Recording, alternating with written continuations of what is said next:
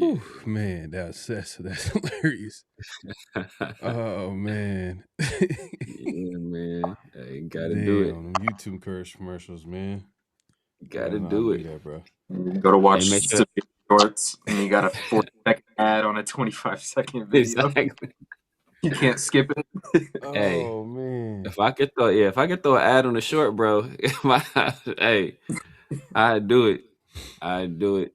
Man. Yeah, man. I don't think no, I don't think there's ads on shorts. Nah, I don't no, think there's so. not. But that'd be crazy though. If you had But I'ma if figure- there I'ma should figure- be, Severe would have you. like, it would Oh, be for 10 sure, second video, bro. 5 second.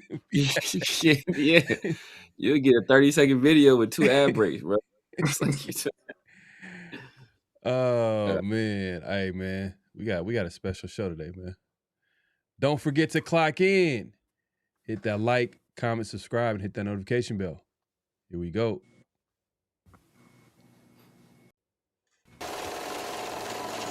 Great Pharaoh. The gift of Troy is a fabulous fabric from the land of the five Come rivers. everyone change my intro.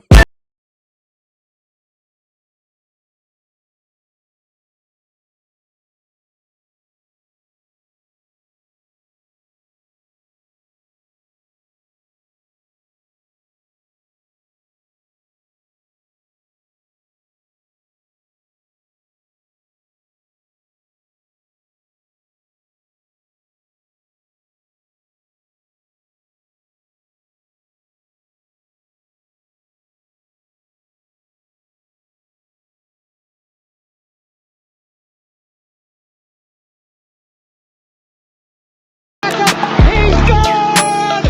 10-5 touchdown!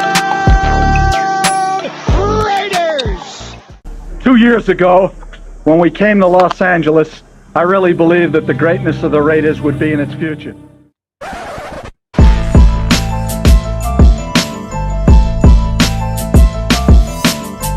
Damn, 6 and 10 Severe.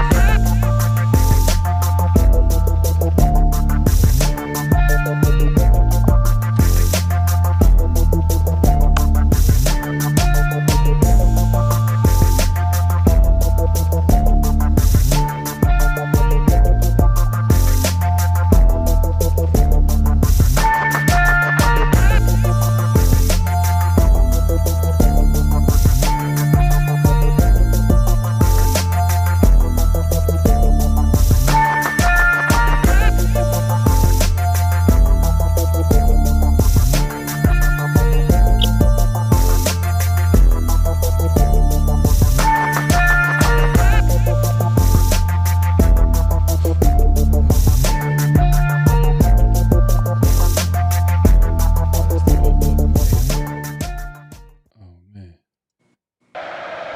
We back. We are back for another edition of Around the Shield, man. And we got a special guest in the building. We got Raider Way in the building. So, guys, What's going on, Ray, man? How you been, bro? good. I'm doing good. I just on a little work trip, got invited to come on Around the Shield, and had to hop on Hey, here and man. chop up some football. I know, man. We've been talking behind the scenes, but we got to bring this conversation to YouTube, the YouTube streets, man. We gotta talk some football, man. We gotta talk some Raider offseason. I mean, this is the best part of Raider football is the offseason, man. We get to think about the possibilities and obviously this offseason we could talk about quarterbacks, the number 1 pick, head coach. Man, we could do all that, man. But salute to everybody pulling up. Make sure to clock in, hit that like button, hit that subscribe, hit that notification bell. Yeah, man, appreciate everybody's patience. It's all good, man. We, sometimes we deal with some technical issues, but we still are here to talk some football. Man, a lot's been going on, man. Salute. I only see McDaniel as an OC. Yeah, man. I agree. I look at him as an OC, not a head coach, me personally. I guess we could start that. We could start off real quick, man. Like, obviously we found out that Harbaugh was fired. Like, was it yesterday? A couple days ago? A couple days ago.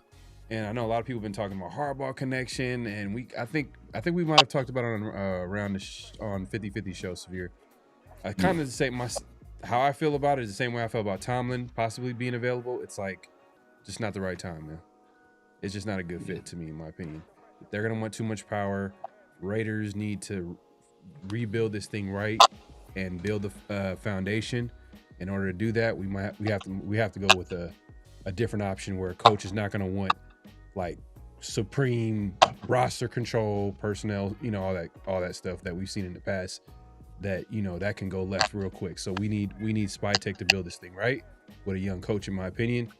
But Ray, man, like, what do you think of Mike McDaniel? Do you look at him as a head coach option? Do you look at him as just an OC, or how does that? Obviously, I think I would prefer him as an OC. I think it's just going to depend on how a lot of these dominoes fall. One thing about this coaching cycle is like, I have a feeling that. All right, a few things. This is a weird year for the NFL. There's a few teams that kind of came out of nowhere, and a result of that is there's a lot of weird firings going on, and there's a lot of guys losing their job that I kind of didn't expect to lose their job. So that kind of shakes up the NFL a little bit. So as opposed to last year, like I really like this coaching cycle just because you can kind of mix and match more pieces this year that are more intriguing. So overall, for Mike McDaniel specifically, he's one of those guys that fall under the category of, if it was me, if I was Spytech, I'd probably bring him in as an OC and pair him with a rock solid defensive minded head coach. But we'll see. We just got to see how some of these coaching pieces fall. Yeah, no, I agree. I mean, like, I just individually, me personally, I would have Flores ranked above Salah. But the fact that I think if you hire Salah as your head coach, there's a very good chance that he brings on Mike McDaniel as an OC. I think that pairing right there, you already have a legit pairing with a very good defensive mind and a very good offensive mind. Like, if we were to hire Flores, I don't know who his OC would be. If it's Brian Daboll, okay, I'm interested. If it's Josh McCown, okay, I'm interested, but I don't know if that's the direction he necessarily goes or not. So that's why, like, if it's Salah and Mike McDaniel, that's very solid. They have chemistry from working together with the 49ers. I think that's a solid pairing right there.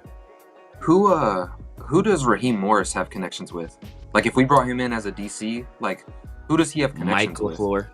Michael LaFleur. See, okay. He definitely with the Rams. But I would, if Raheem Morris is an option at DC, I see him pairing more with a offensive head coach. Yeah. More, so like, because I know we're talking about Robert Saleh and Mike McDaniel. I mean, we wouldn't get Raheem Morris at DC. No. Could Clint Kubiak bring in Raheem Morris? I don't believe so. Somebody threw that out there. I don't know if there's any connections there. Because with Michael LaFleur, I know for sure Michael LaFleur, when Raheem Morris worked in Atlanta, Raheem Morris, ironically, he was on the offensive side of the ball on the coaching staff there. He was an offensive assistant. And so was Michael LaFleur. And obviously, Michael LaFleur has the connections with Kyle Shanahan. And from Atlanta as well, I want to say. And I think Raheem Morris worked with him in Washington, and then obviously they both recently worked under Sean McVay with the Rams. So I think that's a natural connection right there. Like, but with Clint Kubiak, I don't know who he really has any connections with. Well, I think he originated from he was with the Vikings for a second, and then he was with the 49ers. Then from the 49ers, he I think went to the Saints. But I could be wrong. I know he went to the Saints, but I'm just saying before the Saints, I think it might have been. It was the 49ers. It was the 49ers, right? So maybe you can connect him to. Oh man, it's gonna be tough. That might be a stretch because a lot of I know a lot of people want to like mix and match a lot of good names, but at the end of the day, it's all about relationships. Exactly. You know what I mean? We've seen that firsthand with Pete Carroll and Chip Kelly, and you can see how that won't work. You know, it's going to be a lot of like mind games going on with the coaches that like, because you don't trust the guy, right? So you don't feel like he's going to do the things that you want. So everybody got to be on the same page. I feel like the Raiders, if they've learned anything, everybody has to be on the same page. And that starts with Spytek, that starts with Tom Brady, and then that starts with the coaching staff. Even when you hear Spytek, they asked him directly in that pressure this week. They asked him like about hiring, you know, coaching staffs. Do you leave that? Are you guys going to be in on that, or is that going to be, you know, is that going to be something that the coaches are going to do themselves? And he says they're going to have those conversations of who, what, where, you know, and trying to understand where you guys are going to go with the coaching staff hires. But at the end of the day, it's going to be with the head coach. So at least he knows they're saying all the right things. It sounds like Spytek is going to be leading the way here with Tom Brady in the background, talking him through every little step, or at least the big ones. I mean, not the daily mundane, you know, stuff. So, man, I don't know. I mean, go ahead. Real quick. Can you just turn down the background music just a little bit? I'm just picking it up. It's just loud on my end. My fault. Yeah. Go ahead. But no, I was gonna say honestly, ultimately, like one thing that kind of encouraged me. One, you guys kind of talked about it on the last show, was the clear vision about Mark Davis, about like being clear who's in charge. Is it good now? Yeah, you're good. Okay. It was just coming through real loud on my end. My fault. Yeah, it's all good. But obviously, just setting a clear vision, because I feel like that's something our organization has lacked. Like, they've been missing that. There's just been too many question marks. Like, man, who's making the final call? Who's doing this? So to come out like and just kind of clear the air that John Spytek he's going to be behind all football operations in cohesion with Tom Brady. I like the clarity of that, but also, man, I just like the fact that, like the Harbaugh example.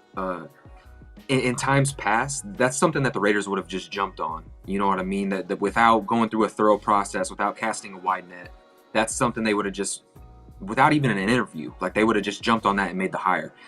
Just something that I love seeing right now is the wide net being cast. I mean, we're interviewing a ton of people, so it's like that gives me a lot of assurance. You know what I mean? So that's just something that I see so far that's taken place that I can already tell is different. So that's encouraging to me. Yeah, no, agreed. Because we didn't cast a wide net last year. We kind of locked in on Ben Johnson, and I don't know if this was like a Brady ego thing or what the case was, but you know, like it seems we didn't have a solid plan B. It was all, you know, we're gonna, and it's discouraging because Ben Johnson had already kind of expressed his disinterest in the Raiders job when he told them like, yo, do not request an interview from me because I'm going to tell you no, and I don't want to embarrass you like that. And then we kind of, you know, leveraged Tom Brady's relationships to get that virtual interview. He didn't even want to come to the building for the interview. So that kind of told you a lot right there. So like, and then once we didn't get that done, then we did like the Rooney Rule guys. I think we interviewed Leslie Frazier and then Vance Joseph last time. And then, you know, we kind of just settled for, you know, geriatric Pete Carroll. So it's like at least this time we're getting candidates from like a wide range. Like, you know, we're doing the Matt Nagy thing. We're bringing Vance Joseph back in. But then, okay, Davis Webb. Okay, I like that, right? We requested Clint Kubiak. Okay, I'm down with that. So, you know, it seems we're doing a much better job we're being way more thorough this year than last year. That Davis Webb interview is kind of interesting. He's like 30 years old, but like I've been hearing his name a lot. Like a lot. People are talking really high about him as a candidate, but I think right now he's a QB coach. It's a big jump from him, and it's not like we haven't seen it. We've seen like former linebacker coaches become head coaches. You know what I mean? I'm not even talking about just AP, but like Brian Flores was a former linebacker coach who became a head coach. You know what I mean? So there's plenty of examples of like position coaches that become head coaches, but like I feel like it would make sense for. I think the Raiders are doing their due diligence, which I like, and I can see him being a situation if they went with a defensive candidate at head coach. Maybe he might be an OC option. Yeah, that that interview to me tells me like I don't think the Raiders are sold on him as obviously a head coach candidate. I think someone that they're interested in dropped his name and they're interviewing him, getting an idea on whether that is an OC, whether he may come here and be a quarterback coach. Somebody that they're interested in is connected to him in some way, shape, and form. So it's just, you got to kind of connect the dots with all of these things. But I mean, I like all of them. Like, I know Severe said like he likes Brian Flores, but when you got, I think what makes, you said you'd rather have Brian Flores over Saleh. I think now that Mike McDaniel got fired, I think I might lean Saleh because I feel like he could probably get Mike McDaniel. Exactly. Like, before, I would actually probably agree with you. Like, but I think like with all the events that happened today, like how fast the NFL changes, I feel like, man, that might be something to actually look into. Because if you can get Saleh and you land Mike McDaniel, like you're kind of hitting the ground running there. Yeah, no. Completely agree. Like individually, I prefer Flores, but as you kind of said, I think Saleh would bring Mike McDaniel, or there's a very good chance that pairing would happen. So, like, I think that kind of edge puts him a little bit ahead of Flores because of the possibility, you know. But like I said, I would need some assurances there. But you know, like if you can make that happen, I think that's a great tandem. See, I also like too. I think somebody who's kind of sneaky, because we see like what Mike McDaniel's done or Mike McDonald has done, and a guy who reminds me of that is like Jesse Minter.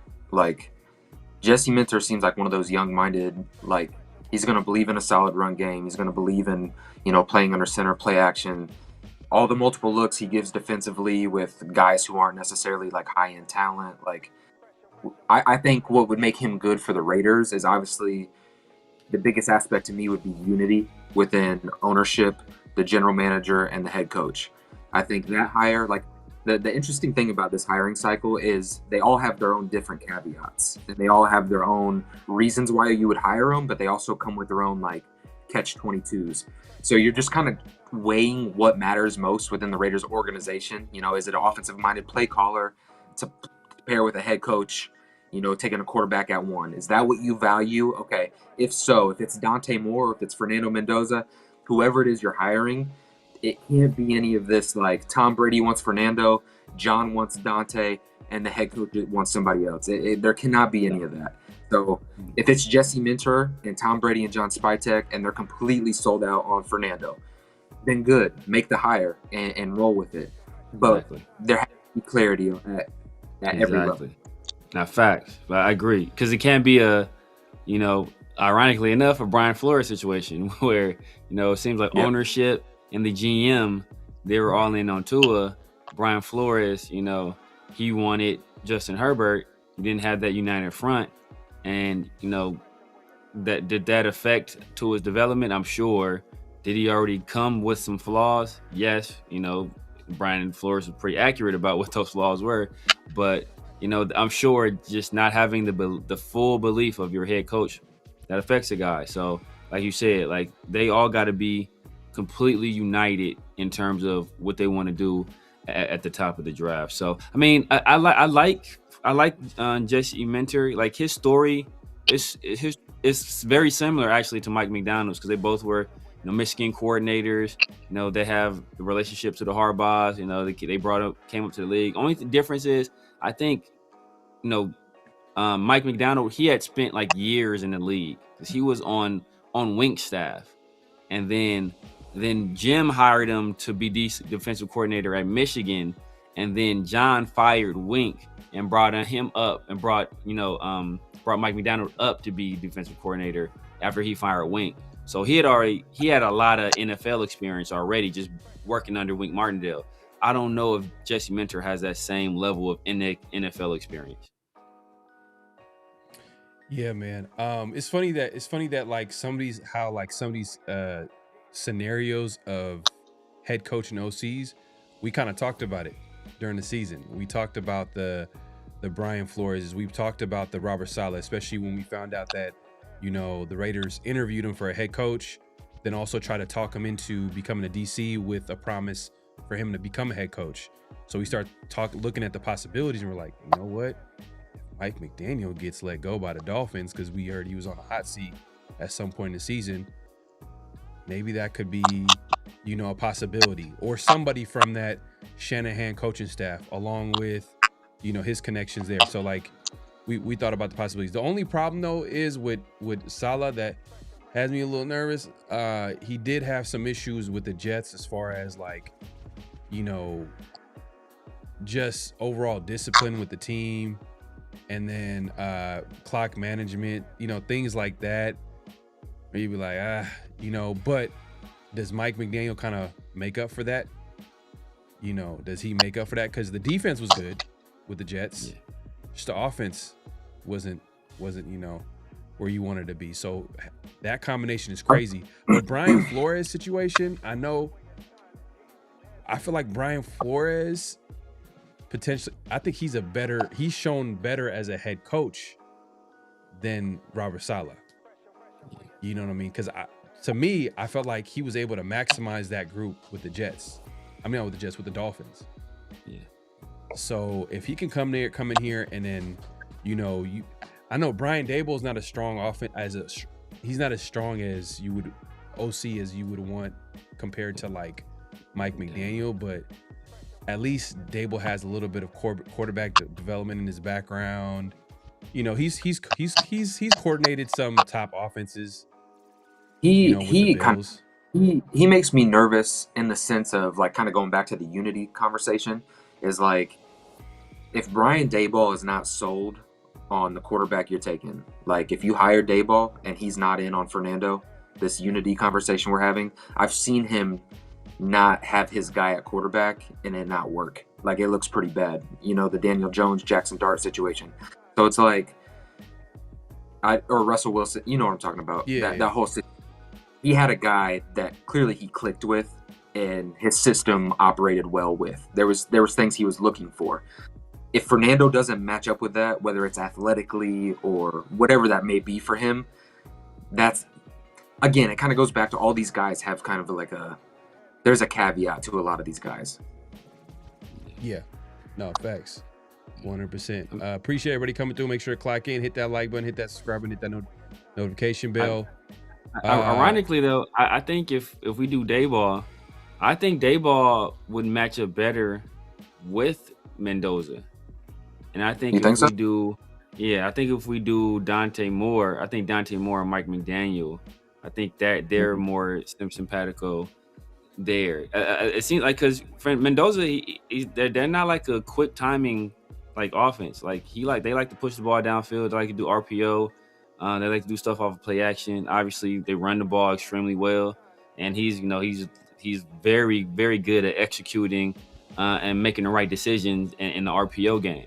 And there's a lot of throws outside. Like that's what he likes to do, and it seems that's what Jackson Dart likes to do. And it's what Daboll is doing with Josh Allen. It's not like dink and dunk up the field. They're going for chunk plays, and I think Moore would operate better in a Mike McDaniel, like Tua, like I'm gonna let you play point guard type of deal. So ironically, I think if we do go Daboll, I think he would like Mendoza a lot. Not saying like Mendoza can't fit in with both guys, but I think he fits better with Daboll. Well, we're kind of getting into it anyways. So we're getting into like the more Mendoza conversation. So it's like this is kind of how I view it, because we're starting to talk about like quarterbacks paired with what OC.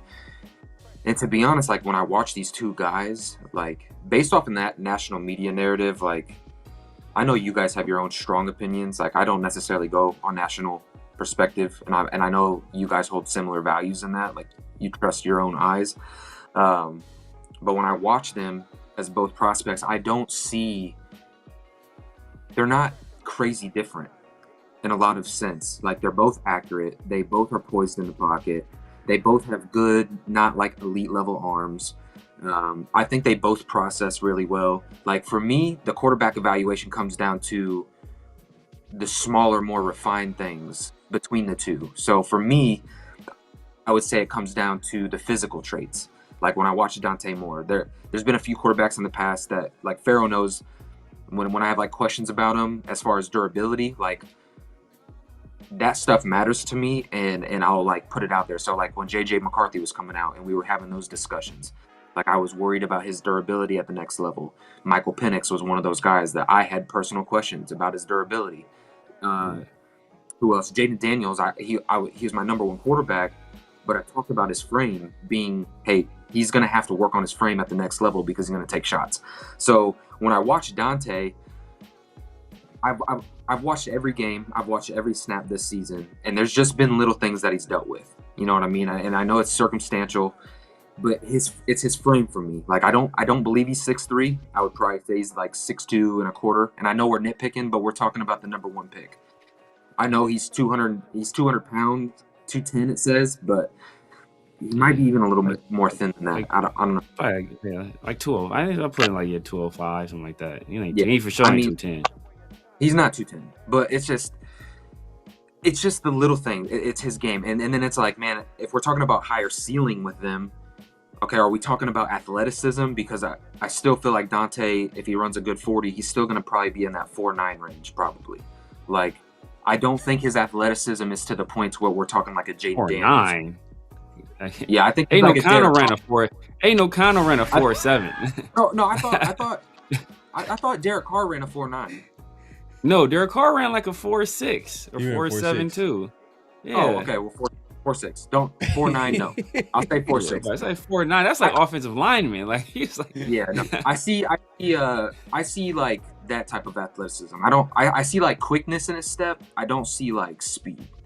So if we're gonna base upside based off of athleticism, I don't know if the gap is as astronomical as what the media is saying. I don't like arm talent wise. I don't think like the gaps are as astronomical as what they're saying.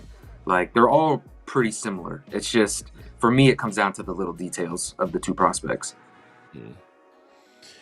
Yeah, man. I look at Mendoza as the safer pick, the safer guy. You know what I mean? Just because he's checked a lot of boxes this season, because we've been able to see him go against like, better competition, or at least more teams that you would consider like have a lot of NFL talent. Like he played against Ohio State, and I know a lot of people are like, "Oh, we'll see." I just remember talking to people and saying like, "We'll see what he does against Ohio State." Like I don't know what he's gonna. He showed up. You know what I mean? I'm not saying he had a spectacular game, but he was able to manage that game, obviously, and make some big time throws in the game, and I obviously they went ahead and won the game like that. Man, I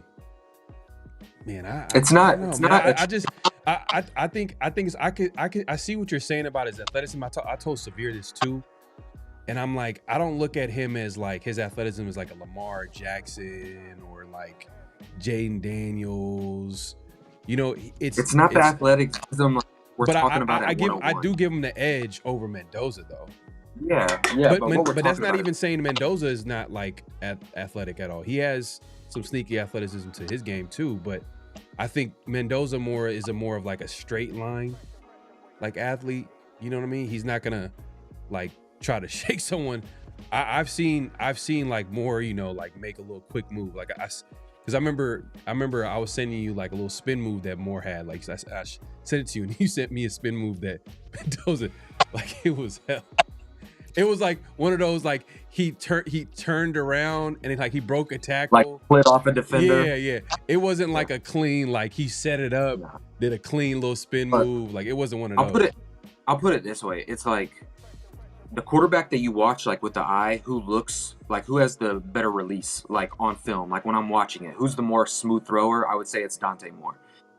Who looks like the more smooth and fluid athlete? I would say it's Dante Moore. Like he just looks more natural of a mover. Now, but what you have to do is put into perspective, like, do they make all the throws? So regardless of the offense, so Dante Moore, for example, coming from a Will Stein offense, 23.5% of the throws are at the line of scrimmage or behind the line of scrimmage. So Will Stein, what did he do with Bo Nix? What did he do with Dylan Gabriel? What has he done with Dante Moore? He's taken these guys and he's gotten their completion percentage up to 70%. He's done that across the board with basically any quarterback that he's had. He has a really good system. And it's, when I'm looking at it and I'm looking at these prospects, since they are pretty equal, in my opinion, it comes down to processing. What are you looking at? How are you handling NFL style defenses? It's more of those things. And it's like, man, both of them really do have all the throws. Like, I can make a cut up of throws that Dante Moore makes that are NFL level throws, and he can make all the throws in the book. I can do the same thing with Fernando Mendoza. Does one look cleaner than the other with his release? Sure. But the point of the matter is they both can do those things. Yeah. So for me, like, the Alabama game was big. Not only has like Fernando overcome Iowa and the Penn State drive, and then he goes on to beat Ohio State, but when he played Alabama, for those who don't know, has a really, like, they give you a ton of NFL looks. And what I mean by that, like, they're going to put... That's not the case anymore, though. See, that's what people keep doing. They keep going back to old Alabama. Alabama wasn't not a good defensive team this year.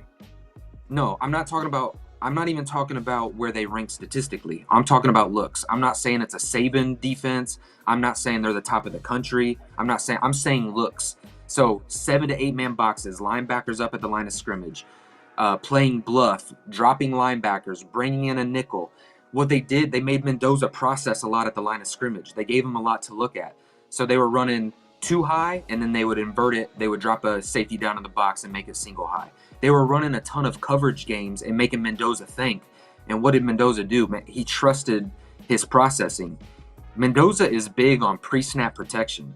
And so when you watch him play, he's able to get pre-snap, identify where the blitz in his hot is, and he's able to execute at a high level. Like, even if you don't like him, if he's corny, he's quirky, whatever, his ability to recognize protection and pre-snap processes, it's really good. Like, I'm not going to take it away. It's really good. And so when he hit Becker on that post, he was looking at a cover zero. He had linebackers in the box. Usually they were dropping him back. Come off for the touchdown? Yeah, for the touchdown. They gave a cover zero. They gave a cover zero. But that's the thing. Like, it was middle of the field open. So, like, that wasn't a great throw. He should have threw that more. He threw that closer to that hash mark. He should have led him further. So he made that throw more difficult than it had to be. So if he makes the proper read there, he lays the throw out there and lets Becker run it like that. But it was a good throw. It was a better catch. It was a good ball, but it was a much better catch. But there's not a single person that Dante Moore has on his team that makes that catch, or the catch on the sideline that Becker made, right? So, like, that stuff matters. So incompletions that will go against Dante Moore, like, he doesn't have a single person that makes that catch in the end zone. Even though I think it was a good throw, it could have been a better throw, could have been better placement, because if he read it right, he had middle of the field open. He didn't have to throw that jump ball in the back of the end zone. Just leave the man out there. It's literally nobody in the middle of the field. And that's stuff I see where he'll lock on to one receiver, or pre-snap, he sees something and he locks on. And he'll throw in the triple. And that's like stuff he did at Cal. Kirk Cignetti has gotten him out of that, but he still falls back to that habit, especially when he's pressured in the game.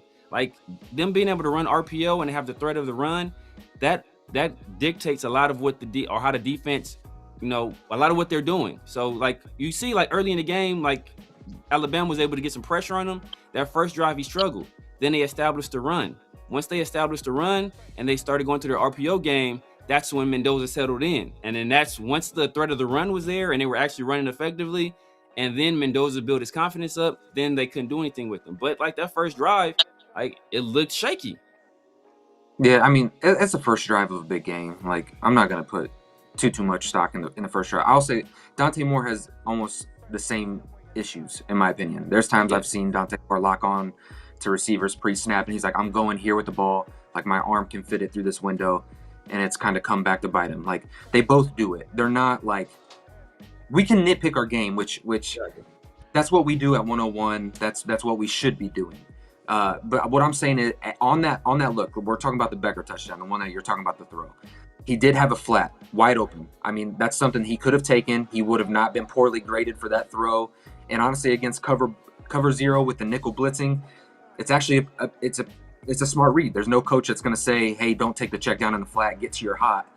The fact that he was able to identify, trust his protection, trust his slide, and then fit a ball down in there, like whether you agree or not with the placement of it, the fact of the matter is Fernando's going to be throwing to NFL caliber players here soon. Dante Moore is going to be throwing to NFL caliber wide receivers soon. So whether Dante has that right now or not, he's going to here soon enough. And I think both of them can make those throws. That's basically my whole point. It's just whether you want to say the placement of the ball was ideal or not, it's more of my point is pre-snap, he's processing a lot of information. And he processed a lot of information on that play given what Alabama was showing him throughout the game. Because a lot of times they were dropping those backers, showing cover zero, but not sending everybody. And on that play in particular, he was able to identify live, oh, they're coming. And when they came, he didn't just go to his check down. He set up his guy and gave his guy an opportunity, and it worked out. So it's just stuff like that like it impresses me. Like it's not, I don't know. So it's those little aspects of like experience for Fernando as opposed to Dante Moore. It just kind of leans me more. Like in my opinion, I would love to see Dante kind of go back or at least sit for a year and just garner experience. And that kind of goes for any rookie, to be honest with you. But for the Raiders specific, we're talking obviously Raiders specifically, I think the best case scenario would be to have a guy who could kind of step in right away, not be great, but kind of manage and process information well. And for me, I would say Fernando is probably the best bet right now. Yeah, Man, hey man, you're making a case for Mendoza. I know, Severe, you've been a Dante Moore guy day one, but you want to add to what he was about to say? No, I was saying, like, I think we had this conversation. I don't know if we had it on cam or off cam, but like if you're looking at who's going to be the better player year one, like if we were a further along team and like, man, we just need a quarterback year one and we think we can compete, I'm going Mendoza. I think by the middle of year two, Dante Moore is the better player. I think it's like, you know, pretty clear at that point that he's going to be the better player. And I think you look at 5 years down the road, I think there's a much wider gap. So, and I don't think the Raiders are going to be competing in year one or year two. So if you have Dante Moore in 2 years is going to be the age that Fernando Mendoza is now. So if you look at that, while we're building up, he's getting older, getting better, also developing his body. Like, I think, like, if we needed to compete right away, Mendoza is the guy. But I don't think we're in that position. And I think that Spytek, he kind of already intimated at this press conference that he understands you have to take a longer term view at things. And I think taking a longer term view, I'm betting on Dante Moore being the better player than Fernando Mendoza in 2 years. So, okay, and hear me out on this, and you guys let me know if you agree or not, because this is how I view it. Because in this process, this time of year, we get caught up in the words like ceilings and stuff. The way I look at Fernando and the way I look at Dante Moore, they're pretty similar talent. I mean, they do a lot of the things the same. They're game, okay? We can talk about who has more athleticism, separates, whatever. I wouldn't say any of these dudes are generational, and I would say both of their careers are going to be determined on the organization they go to, one, and two, what does that organization do to put the pieces around that player to succeed the best? And I think whichever one gets the better of those things is going to probably have the better career. So these ceiling conversations is, we can say hypotheticals, but Fernando Mendoza's ceiling can grow exponentially if the right pieces are around him. And projections can be off. You know what I mean? It's quick and easy to say, oh, he reminds me of Jared Goff. Or for Dante Moore to say, he reminds me of CJ Stroud. Well, there's a world and there's a chance where they don't end up being like those players at all. You know what I mean? It's just a projection. So whatever organization takes these guys, it's going to be the organization that puts the right guys around them in order for them to succeed, because I don't see any of them as generational. That's just my point. So when we talk about ceilings are very determined based off of the organization, in my opinion. That in order for a player to reach a ceiling, the organization has to do a lot of things to put pieces around him. That's all that's how I feel about like the term ceiling. Well, hey, there's gonna be a big game coming up. It's gonna be Oregon versus Indiana tomorrow. Do you think that's gonna be a major determining factor to who you want with that number 1 pick, Ray? No, because I think I think you might throw the baby out with the bathwater if you're going to put a lot of stock in a game. Obviously, it's a big game. It's to go to the national championship. This game has bigger height and a bigger sense of this is bigger. It's the biggest game for both of them. However, like when you're evaluating a quarterback prospect, like, man, you can't just throw the baby out with the bathwater. Like, even if like Fernando goes out there and balls out, right? And Dante Moore might struggle. You can't just throw out everything that Dante Moore has done throughout the season.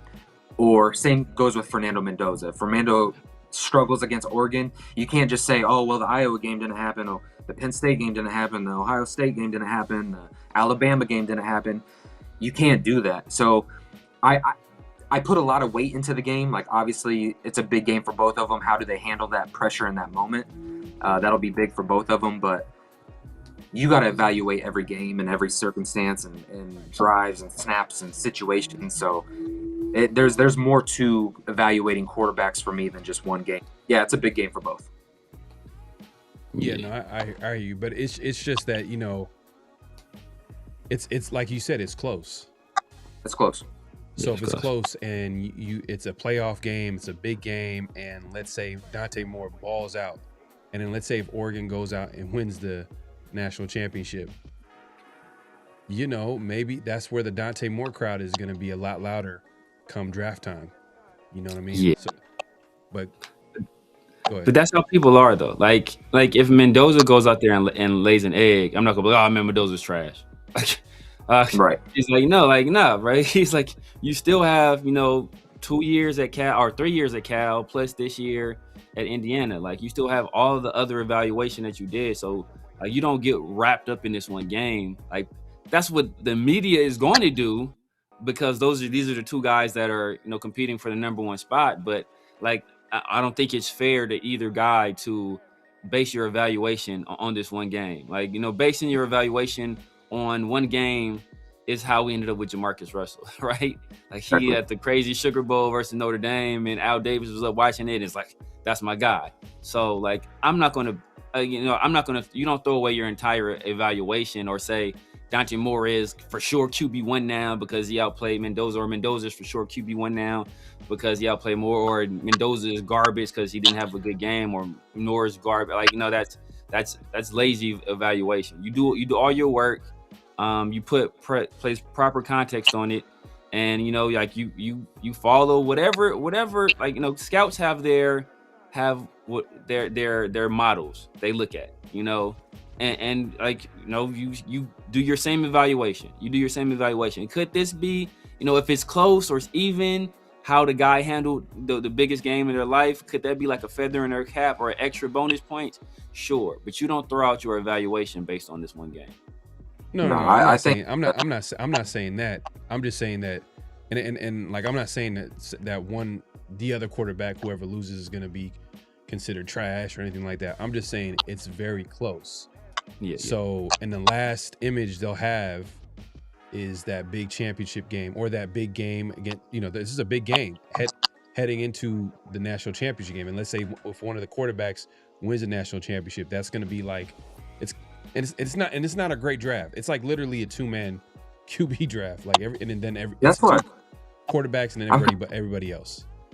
I'm kind of curious, like, who's in Dante's ear a little bit, like, as far as an agent, because I understand the age, I understand the experience, but there is a situation where, like, man, you're not falling out of the top 2, like, because we're talking about this guy, and he's not even declared yet, so we're having all these conversations about a quarterback that's not in the class yet. So it's just, man, who's in his ear? Like, I think he should declare. Like, that doesn't mean he has to start right away, but man, you have you're going to go top 2, so Right. why risk it at this point? So I think, but to go back to like the kind of the quarterback conversation is like, regardless if Fernando goes out there and they lose the game, say they lose a close game, like, you can make the argument he's already exceeded expectations that were ever laid out before him anyways. I mean, say what you want. Kurt Cignetti plays a big part of that. Their defense plays a big part of that. Their running attack plays a big part of that. But at the same time, Fernando, the games have been put on his shoulders in some of the biggest moments, and he's made some of the biggest throws, and I can't take that away from him. So, and same with Dante Moore. Like, Dante Moore, like, they got a younger defense, but they've got a really good defense. Like, they've got a solid running game. Like, their front 7 can kind of get after it a little bit, and they really flashed last week. Like, they're coming along as the season goes on. So they're both in situations where they have good rushing attacks, they have good defenses, they manage football games really well. It's just like, my evaluation of these guys they're really not that different, in my opinion. So let me ask you guys this. This is one thing that's interesting. And see if it may change what you guys think. It may not. It may not. For Fernando Mendoza, he has his degree already. So Fernando Mendoza, he's not taking classes.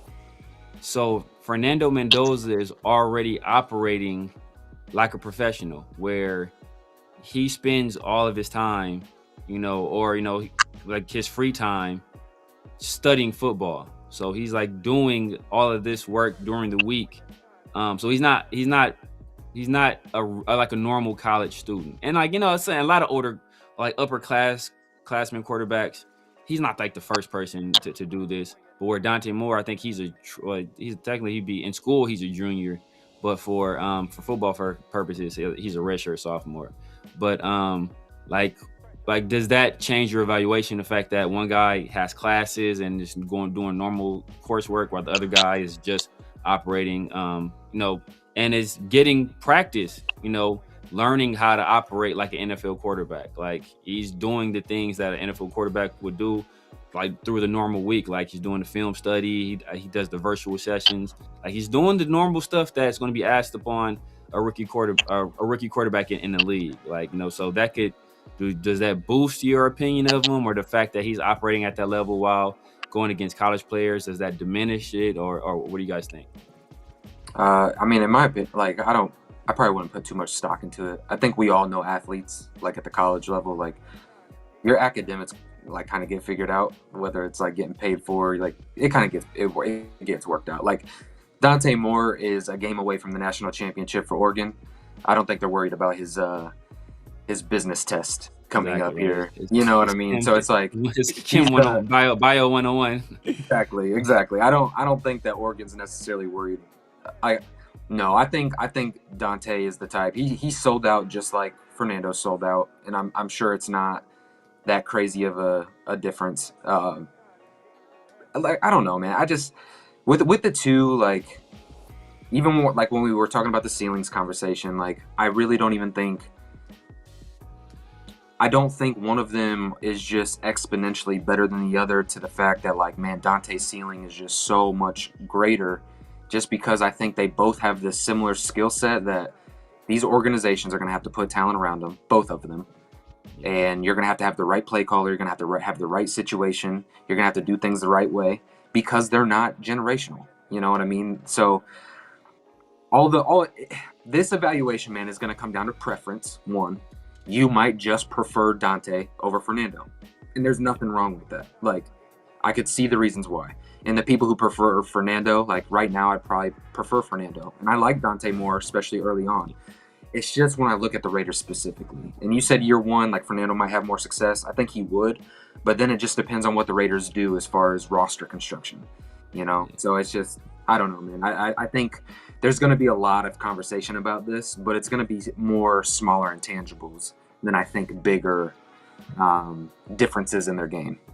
And that's the thing too, because I've talked about this before. It's like, you know, there's a developmental aspect that needs to happen with Dante Moore, because he doesn't have that experience. And I, you know, Severe, I talked to you about like that whole study where they took all this, you know, college starts, and the starts didn't really matter until you start getting down to like that 20 and below range. Then you're like, oof, like, and you could see like some of the guys, they kind of went through some, you know, early, you know, lumps early in their career, like, you know, the Sam Darnolds. Obviously, Mitchell Trubisky didn't work out. With Anthony Richardson, obviously, he's going through what he's going through. Mac Jones, he's on his, third, fourth team. So it's like, and the Raiders, I'm not sure if they're the team that you trust when it comes to development. You know what I mean? Like, they're not like the team of development. Like, you don't look at them as like, oh, man, that's... Because we've seen them kind of like mess that up for a lot of different reasons. So that's why I'm like, man, that's why I'm leaning towards the safer guy in Mendoza, because he's kind of like, man, like you could see him just like his floor is higher. You think at the very least he's gonna be solid. Yeah. At the very least, his max. I know. Severe said top 10. I say like top 12. Nah, I think he can crack the top 10. Top 12, but it's hard to say because there's a lot of different factors. You know what I mean? He could be top 5. You know what I mean? 10, but I'm just saying from like just looking at him and his talent, and I'm like, maybe top 12 ish. You know what I mean? I think if you're going, I don't even look at like Dante Moore, and that's the reality of this draft. I don't even look at Dante Moore as like potential to be a top 5 guy. It's more top 10, top 12, still, like, you know what I mean? I give a little bit more, but it's not, there's no top. I don't see top 5 right now. Can they be top 5? For sure, but I just don't see it. Yeah, back to my point, like, it's just going to be what organization put the better pieces around which prospect and who fell in a better situation. So that's how I view them, honestly. Like, I just... Dante to me is just going to take a little bit more time. That's it. And like if he goes to the Jets, like, I don't see like a top 10 quarterback, just because I don't trust that organization to put the pieces around him that he needs. So it's like, but if Dante went to the right spot, then I would agree. Like, he has the traits, he has intangibles, he can make the throws, but man, he's got to go to the right situation. That's the same thing with Fernando, to be honest with you. Like, we're just banking on the fact. What happens if the Rams traded up to because they got some draft capital. I don't know if they would sell out to go get Dante Moore, but it's a number 2 pick. But imagine though, if that happened. Top 5, bro. It's top 5 quarterback, bro. Hey, bro. Super Bowl by year 4. Yeah. That's what you're looking at. Him and Puka. Kyron Williams, Blake Corum getting better every year. Oh, yeah, man, it's great. I'll just say, like, the biggest thing with me is like same thing with Mendoza, though. Same thing with Mendoza. I think Mendoza win the Super Bowl too. Yeah, both of them with the Rams would be nice. For me, when I think about Moore, I would like him to get put on weight, like clean, healthy weight in that first year. Like, if he were to redshirt his rookie year in the NFL, I would just like to see him put some, just grow his frame out just a little bit, like mature into his body a little bit. Because at the next level, man, like, I've seen his nose, I've seen his hand, I've seen his knee tweaked this year. Like, and he's behind, honestly, one of the better lines in college. And Fernando is as well. Like, they're both behind good offensive lines. So it's just, I've seen Dante get hit and just banged up a little bit. And it's like, man, at the next level, like... Especially the Raiders. All these evaluations that we're talking about, it's very Raiders specific. That's where I'm coming away with my opinions, is like our situation, not like an NFL as a whole, but ours. Yeah, man. But all right, well, no matter what, the Raiders are going to need to build around, you know, whoever they take at number 1, right? Hold up, before we even do that, right? Before we get into that. Do you think there's a possibility that the Raiders trade down, right? To be honest, I don't think the Raiders are in a position to trade down. I think you've earned the number 1 overall pick. You have a roster that is completely depleted of talent. You need a spark in an organization. We haven't taken a quarterback. We've said for years, I mean, on this show, even when me and Pharaoh were doing it back on Undrafted, we've talked about taking a quarterback in the first. We've talked about going and getting our guy. Then Pharaoh and Severe on the 50-50 show talking about getting your guy. You know, they wanted Michael Penix.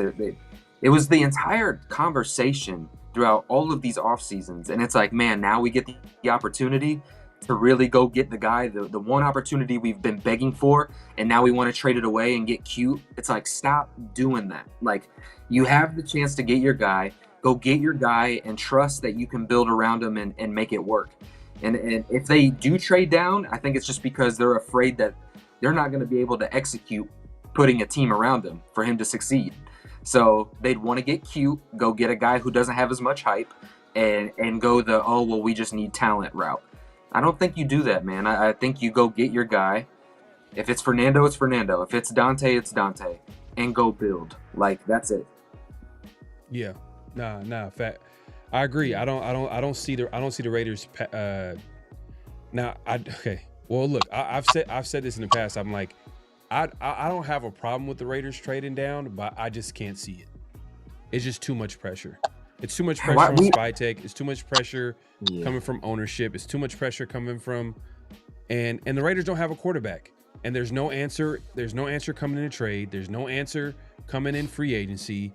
It's just everything kind of lines up to like, yeah, you're just gonna have to take your guy because in years past they talked themselves into like, oh, we'll just trade for our guy, or we'll just sign our guy in free agency, keep our options open. If there's a quarterback there, he's there. If not, he's not there. Then we'll take BPA, which they've done already. So I just think that the Raiders are gonna go ahead and take their quarterback. I just don't see them trading down. But Severe, you got something to say on this?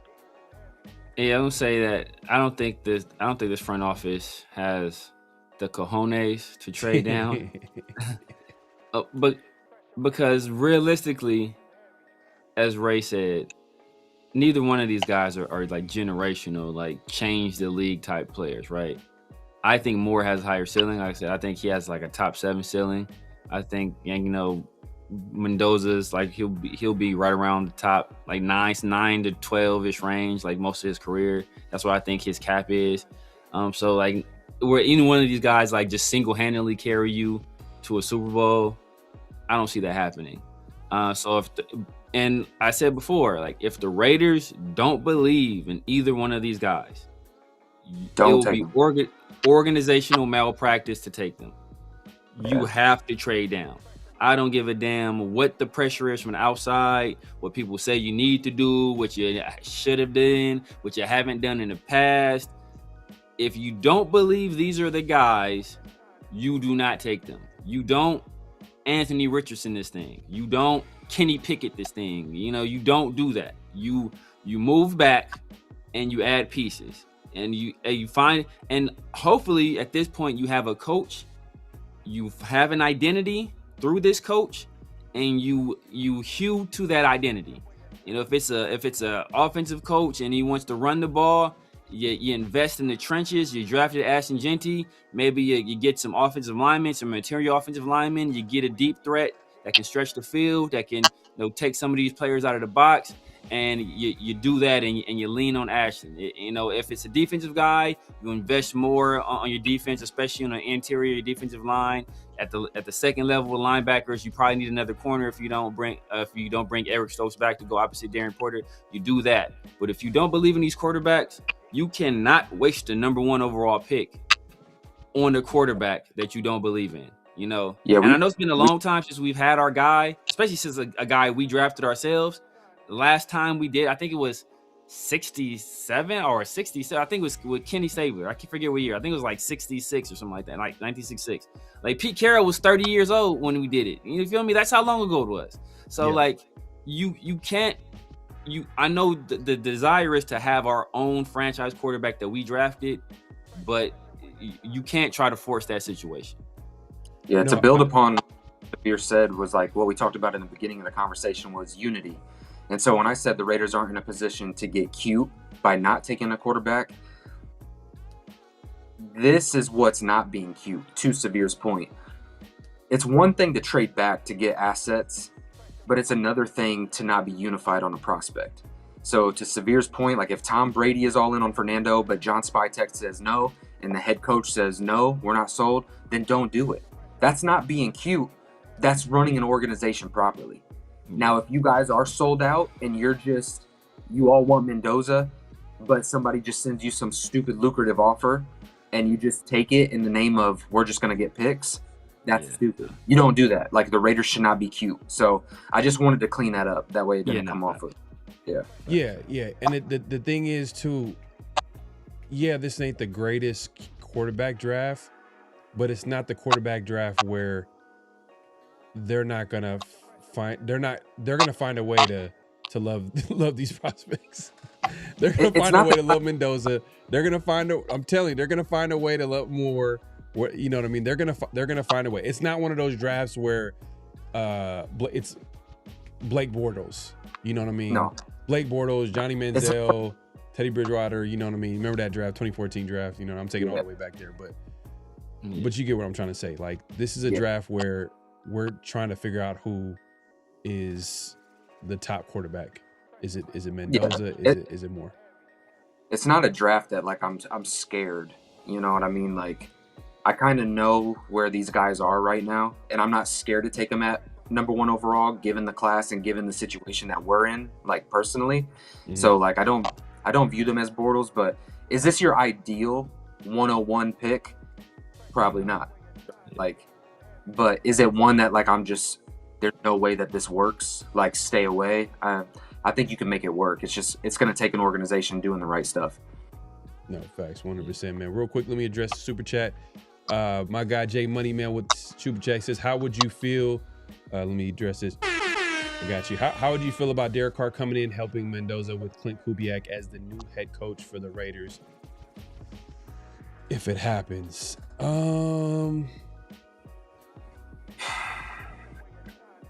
mean, you know, I wouldn't mind it, you know what I mean? But like, it's gonna be obvious who the guy is. You know, it's Mendoza. Yeah. But the thing is, though, I don't think we even have to bring. Well, I think we need a veteran in there for sure, but I just don't see the point of bringing Derek Carr. Derek Carr would have made more sense if it was like more of a. If it's more. Yeah, exactly. Or a guy that, you know, like Moore, that you're banking on his potential. He needs some time to develop. A guy like Mendoza, yeah, we should have a veteran in the room, but I can see him contributing in year 1. Yeah. Yeah, DC would bring a lot of noise to the quarterback position because he's such a controversial topic in Raider Nation. So it's like, if he were to come and you have like Fernando Mendoza, like it would have to be like Derek knows he's the backup. Derek's being brought in to teach and mentor and bring along Mendoza, but I don't think he would do that. Like, no. DC is going to come in here. He's going to think he's DC at 30 years old, I feel like, with Clint Kubiak, and he's going to try to start. That's what I think. Yeah. It's not going to work. It's not going to work. Only way it works is if DC is like the bridge guy and he's the starter. That's the only way it will work. And even then, they get sketchy because he's such a polarizing figure. Like, there are people that are legit, like having legit arguments about like Aiden O'Connell being our franchise quarterback. Like, what do you think is going to happen when we bring Derek Carr back, right? Like there's legitimate fights. Like, oh, we started Aiden O'Connell, we would have won 10 games. Like, no, knock this off. Knock it off. All right? So if we bring Carr back, who's already one of the most polarizing figures in the history of this Raiders franchise, and we sit him down, the first time the rookie throws an incomplete pass, the pitchforks will be out from half of Raider Nation saying Derek Carr needs to get back in the game, and he needs to finish what he started with Rich Bisaccia, and like, you know, like that's what's going to happen, bro. So that would be a horrible situation to put a rookie quarterback in. When you have half the fan base already is against you just because they want to support another guy or they feel another guy should be out there, like I think that would set up a terrible like locker room dynamic and would affect their development negatively. I think one thing this. Yeah, Go ahead, sir. I think one thing this organization we got to stop doing, like especially starting this season, is we got to stop looking back. Like we got to stop. Like we got to stop digging for chasing ghosts all the time. Like it's done. Like we're going in a new direction. We got to set a new foundation and a new standard. Everything that we've tried in the past is not working, so we got to stop. I get we have history. I get we've had a quarterback that was with us for almost 10 years, and that was the last time we really had like any type of relevancy at that position. But man, like move on. Like we're going in a different direction. You can make it work with another guy without all the noise that DC would bring. No, Exactly. facts. Yeah. We got another super chat. My guy Raider Smoke in the building. He says, get your QB, trade Max, and improve the roster. All right, I guess it's a good little segue. You know what I mean? Max Crosby obviously wasn't too happy on how the season ended. He had to shut down. He was shut down the last 2 games of the season. There's been talk in the past that, Max should get traded. Back then, I was like, nah, we should keep Max. I don't think we should get traded and da-da-da-da. But now, it's just another year. The Raiders lose. The Raiders obviously have tried to reload and try to figure out a win with Max, but it's not working. He's on his second contract or maybe his first contract with new, but also added new money to it. And he's 28 years old. He continues to play 100% of the snaps. Like, I get it, man. You're a maniac, but you still can be a maniac by getting off the field and coming in fresh and using your nonstop motor. But for whatever reason, he doesn't want to get off the field, which is, to me, I think is gonna hurt him in the long run. And we kind of seen it over the past few years. He's getting dinged up. I think, in my opinion, a trade makes sense. I've talked about it early in the season. I was told, you're a hater. What's wrong with you?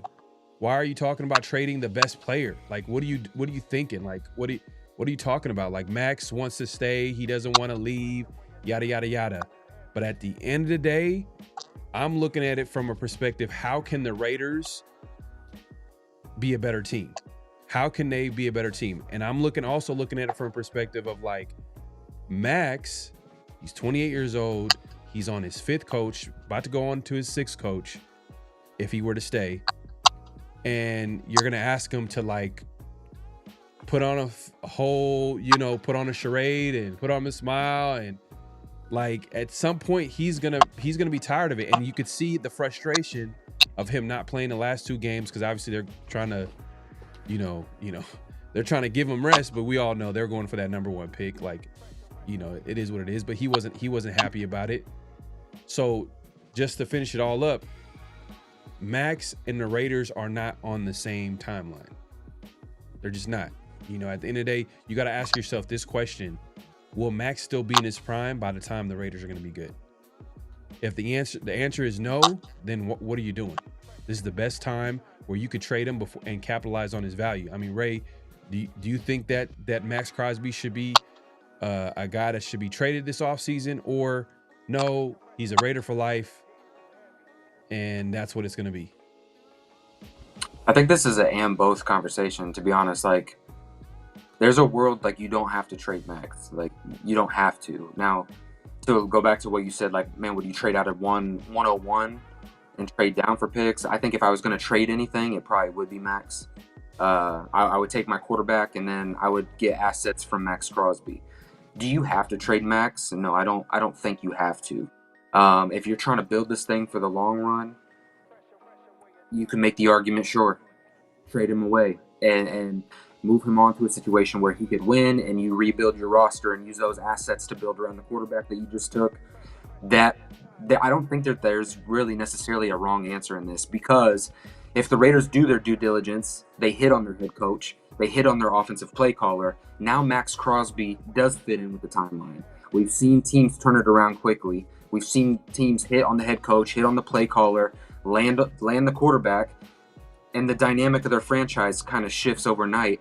And now a player like Max Crosby can be beneficial. The reason why Max Crosby is an elite edge rusher, yet the Raiders have 3 wins this year, 4 wins last year, is because the quarterback position, the play caller position, the team as a whole isn't up to standard. So Max Crosby, as skilled and as talented as he is, his skill set gets limited when the Raiders get down by 20 points in these games because the pass rush becomes ineffective. So if the Raiders do a good job of building this team this year, lands a head coach, lands a play caller, and all of that stuff works out, then the Raiders don't have to trade Max, and it could actually benefit this football team and attribute to winning games.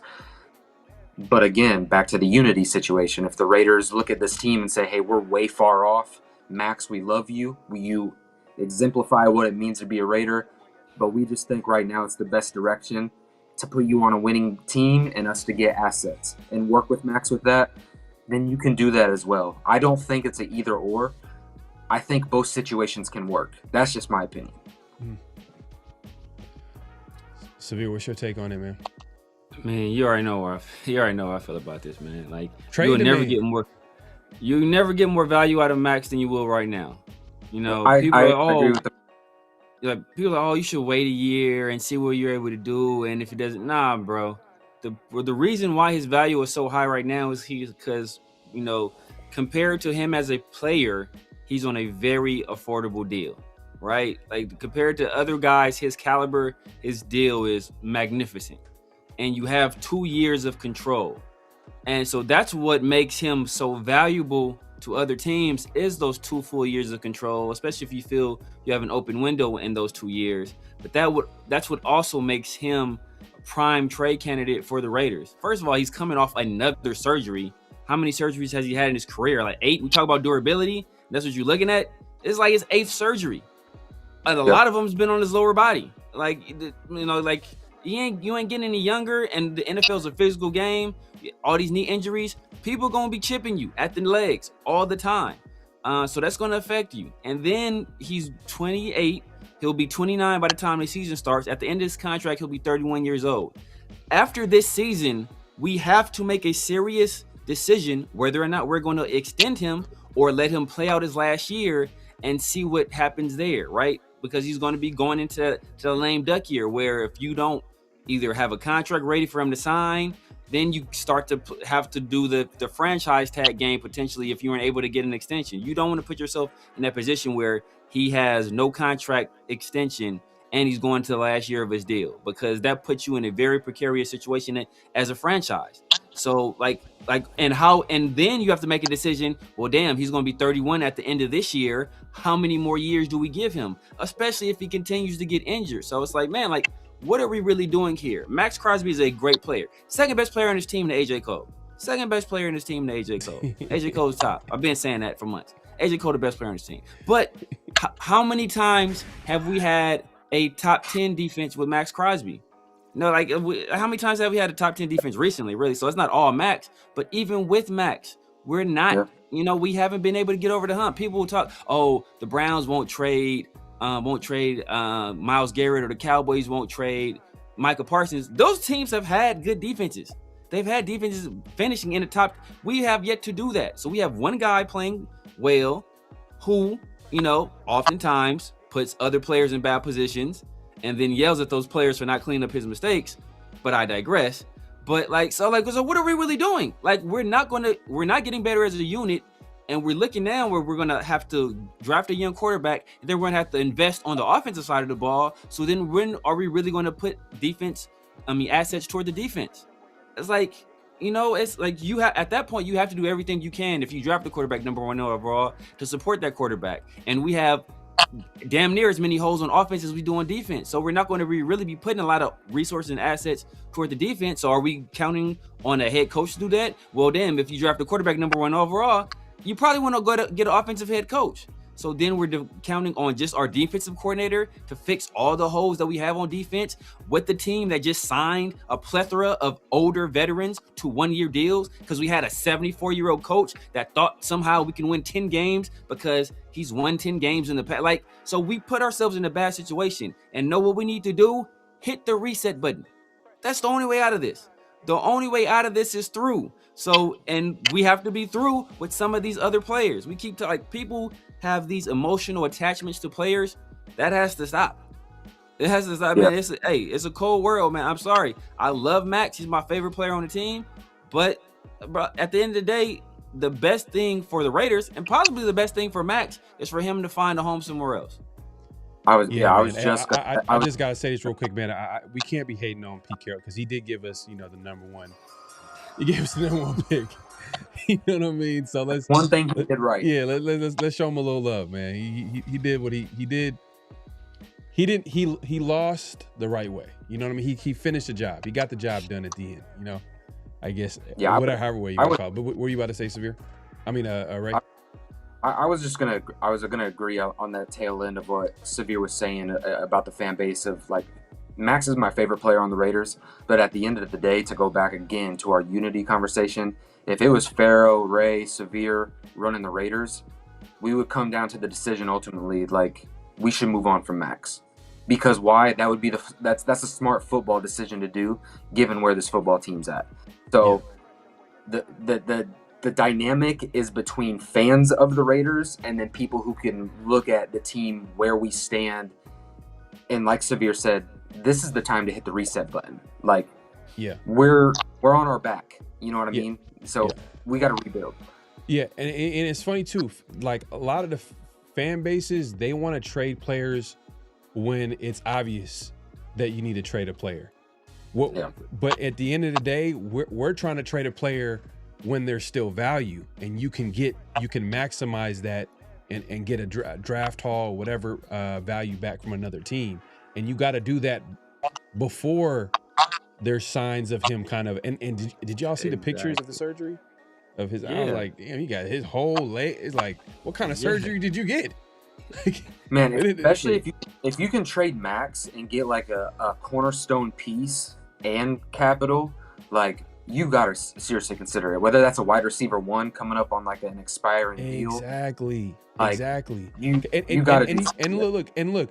If the number 1 pick is going to be a quarterback, everything shifts now to we need to build around this guy. Bro, and that's what I messaged you. I like, regardless of us taking Genty 6 overall last season, if we take a quarterback, I already know that'll be a conversation. Anyways, let's not even get into that right now. We can't get into that, but let me finish this thought.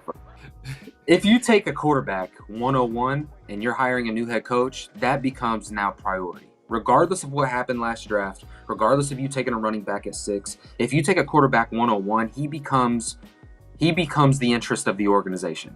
He can't fail. Like, I know you took a running back 6. A quarterback is the most important position on the football team. You've got to make it work. So that's just kind of where I stand with it. You got to do whatever you can to make it work. Real quick, let me address the super chat. My guy LS, man, appreciate the super chat. He says the time to trade Max is now. You'll never get more for him than you will right now. He'll be 31 by the time we're ready. His body's already starting to let him down, and with the way that he plays, pretty much what we're talking about with Max. And that's the thing. Like, and sometimes people don't want to face reality or the truth. Like they obviously Max is the face of the Raiders. It's nothing personal. Max is a great player. He's gonna go on and do great things probably with another team. It's fine. Like sometimes it happens. If you've been a fan long enough of the team, players come and they go. You know what I mean? Derek Carr was a quarterback for the Raiders for a decade, and then he wasn't. You know what I mean? Charles Woodson, who's a fan favorite. He was with the Raiders for years. Then he left. Did his thing, won a Super Bowl, Defensive Player of the Year. Then he came back. You know what I mean? It is what it is. It's a business at the end of the day. And the way we're looking at it, we're not even looking at it from the business aspect. We're looking at it like, how can the Raiders get back to prominence? How can they add talent to this roster? Because there's a talent deficiency. We could talk about coaching. That's one aspect of it. But then there are other aspects, if we're being honest, it don't matter. If a coach comes in here, he can't turn players that are not good into, generational talent, great talent. He probably can raise the floor a little bit, but there still needs to be talent added to this team. And I think that trading Max will help get like premium picks, which then will give SpyTech an opportunity to add talented players on cheap contracts. And you, like Severe alluded to, he's talked about like how many, bro, the defense, literally the majority of defense is like on 1-year deals. So how many players, there's going to be literally, I don't even know how many different starters next year. It's probably the whole entire defense. I mean, think of the D line. I'm thinking linebacker. I mean, who's the starting linebacker next year? He's not on the roster. With Pete Carroll gone, like everybody could be gone outside of like guys that are still under contract. Maybe I think Jeremy Chin signed a 2-year deal. Yeah. Yeah, That's man, about it. Even I think that we should bring back Stokes if we can. But outside of that, I mean, does he fit the system though? Huh? It all depends on the system. Yeah. Who's going? What system? Are we going to run a cover 3? If we run a cover 3, we may not. I mean, we run a cover 3. Obviously, Stokes and Darren Porter fit. But if we go to like the quarters stuff that Brian Flores does or Vic Fangio, like, are those guys really fits for those systems? I don't really think so. So it's like, and that's been the problem with coaching. Maybe a Salah makes sense, or a Raheem Morris. You know what I mean? But that's been the problem. Morris like a Tampa too. They've been trying to get these coaches, and they've missed on them. And now you have a hodgepodge of regimes mixed together, and there's no identity. You got a bunch of players that fit specific systems, and then you fire a coach and bring in a new one who runs a completely opposite system. Well, every investment that you just put into that position is now obsolete. So it's just that's the game. The Raiders keep chasing tail at this point. So we'll see. Yeah. We got another super chat. Black Sales Sports Talk, man. Appreciate you coming through. He says, I keep hearing this QB class ain't it because it's compared to the 27 draft. But looking at the last 4 years, besides the 24 class, and that's to, I guess, to Ray's point where he's just don't overthink it, don't get cute, get your guy. You know what I mean? There's a little bit of like grass is always greener sometimes when it comes to these drafts. I mean, outside of like like that 24 class where everybody was like, oh, this is probably the greatest QB class. Everybody was just talking about how many, and it kind of technically, 6 quarterbacks taken in the top 10 picks or 12 picks. Yeah. It kind of lived up to the hype in that way. I don't know if all quarterbacks lived up to the hype, but it lived to the hype where, there's teams did take. Yeah, go ahead. There's a world where it can be better than this draft class, but we hear it every year that next year's class is better. There's also we heard it last year. Last year about this. There's a very realistic world where Arch Manning doesn't take a step forward, and he looks similar to what he is. There's a chance that Lenore Sellers, who didn't transfer, doesn't take that big of a step forward that everybody projects him to take. There's a world where you go down the list. Let's say who else is a top candidate? Your boy Sorsby. I mean, there's a chance where maybe he looks identical and maybe he is a second-round pick. So there's a world where these guys might not progress. You know what I mean? They might degress, and then there's candidates that we're not talking about, whether it's Josh Hoover from TCU going to Indiana. Maybe he has the same impact that Fernando Mendoza had. I think that might be. I think he's going to have a great year. But to my point, I'm just saying. That concerns me. Look, the fact that you think he about to have a great year, not knowing anything about him at all, you're like, yo, he about to have a good ass year. What does that tell you? What does that tell you? I just think that he's one of those diamond in the roughs, like pocket passers, and like, hey, Cignetti is a good coach, and he's gonna find a way to get some value out of it. But yeah, I get you're saying, Severe. You if you had to say If you had to say something, nobody's transferring to Oregon like, man, you about to have a good ass year. Like, no, that's not the narrative. But we're not talking about Curtis Rourke. No, I would say we're that if talking he had about Will Stein. I would say that if he had Will Stein. Yeah, Will he's going Stein, to Kentucky though, right? he's going to Kentucky though. But that's my point. Like everybody's like, oh, but Cignetti, like that's why we keep talking about the quarterback. But bro, Will Stein has put back-to-back quarterbacks in the National Football League. He is a producer and a developer of quarterbacks as well. So it's not like Dante Moore is with some play caller who's trash. But look, but those guys were highly ranked. No, nobody was checking for Curtis Rourke at Ohio. Nobody was checking for Fernando Mendoza at Cal. Dante Moore was a 5-star recruit. He was a second-ranked quarterback in his class. He might have been like he was a top 5 recruit nationally. So it's not like he's taking some guy that never done it before and all of a sudden he's good. Same thing. Bo Nix was highly recruited. Dylan Gabriel was highly sought after, not only after he left UCF, but after he left Oklahoma too. Like the people thought highly of him both of those spots. So it's not like he took some guy that was, some like afterthought and now he's like a Heisman candidate or something like that. Like Curtis Rourke was an afterthought. He was a Heisman finalist. Indiana was an afterthought. They were in the college football playoffs last year. Mendoza was the 25th ranked guy in the transfer portal, and now he's the Heisman Trophy winner. So it's different. We can't even. It's not a like good comparison. It's not a good comparison at all. But that's why Curtis Rourke went in the 7th round. Like what you're saying. But that's why he his lack of mobility too. So that's that. But that's what I'm saying. Cignetti turned him into a Heisman finalist. But I would say like Will Stein is able to produce. I mean, what did Dylan Gabriel go? 3rd round. He went to the 3rd round. Bo Nix had he got overdrafted though. 3. Yeah, he did. And I agree with that. But my point is that he's producing quarterbacks at the NFL level. His system does do that. I mean, like I said, like every year, those quarterbacks, wherever they come from, they're plus 70% completion percentage. They play arguably the best ball of their career. Bo Nix played the best ball of his career, Will Stein. Dylan Gabriel had success at Oklahoma. It was Oklahoma, right?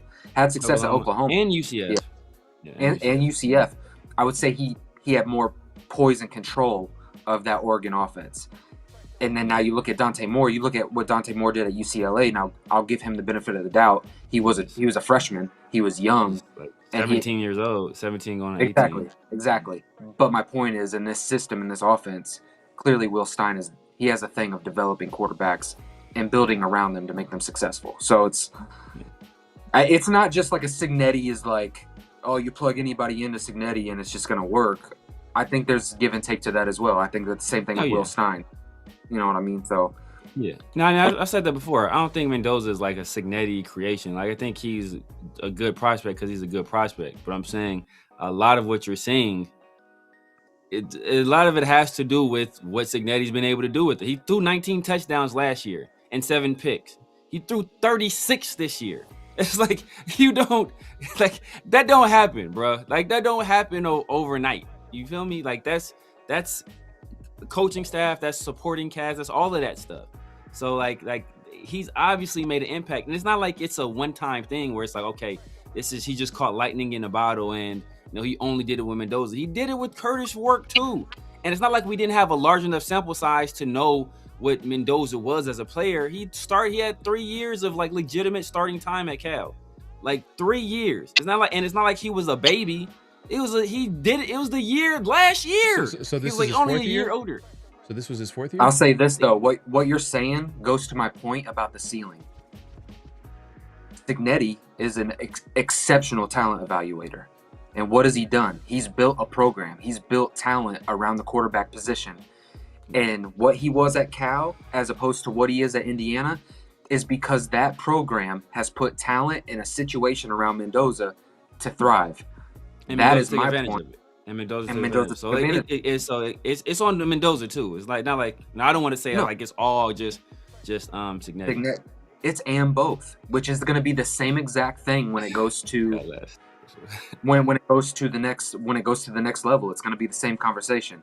Are the Raiders able to put a system around Mendoza to help excel to a ceiling?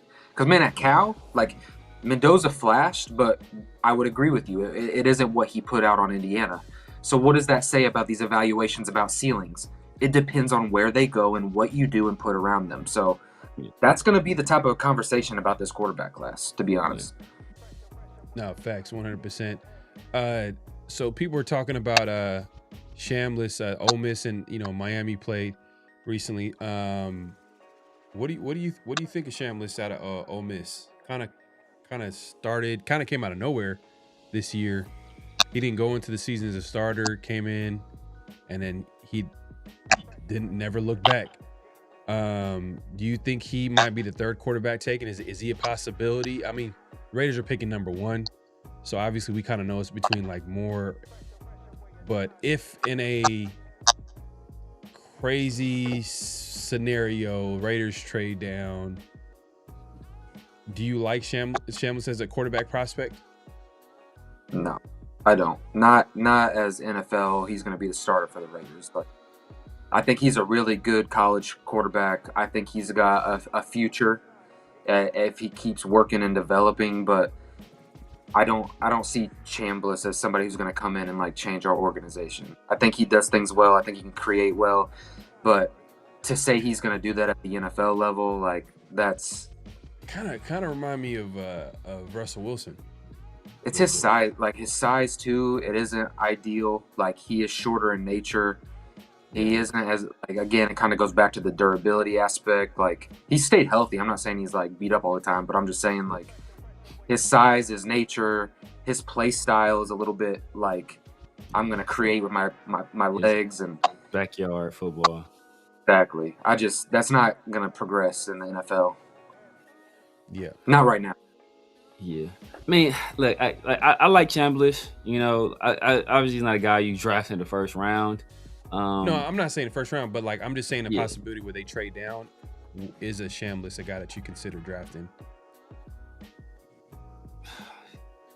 Your third round, late second, third round, you start serious. But in this class, I mean, if he comes out, he might get pushed up because who else is there? It's like is Mateer coming out? Is Mendoza? Who's the third QB? Like nobody knows. Like you would think it was Ty Simpson, but he fell apart. Declared too. Ty Simpson fell apart. Yeah, he fell apart, and he's older. He couldn't beat out Jalen Miro. So people are looking at that like, bro, you couldn't beat out Jalen Miro, who was drafted in the third round, and you completely fell apart this year. So I mean, down, towards the end of the year. So. Like Trinidad. I mean, like, but I don't want to count Trinidad out, right? He's a guy that got no offers at all. He went to Division II, won 2 national championships in Division II as a quarterback. Then first, obviously, Jackson Dart and Ole Miss. I mean, Ole Miss had Jackson Dart last year. They lose Jackson Dart. Trinidad isn't even a starter to begin the year. The other guy struggled. Trinidad comes in and he's balling.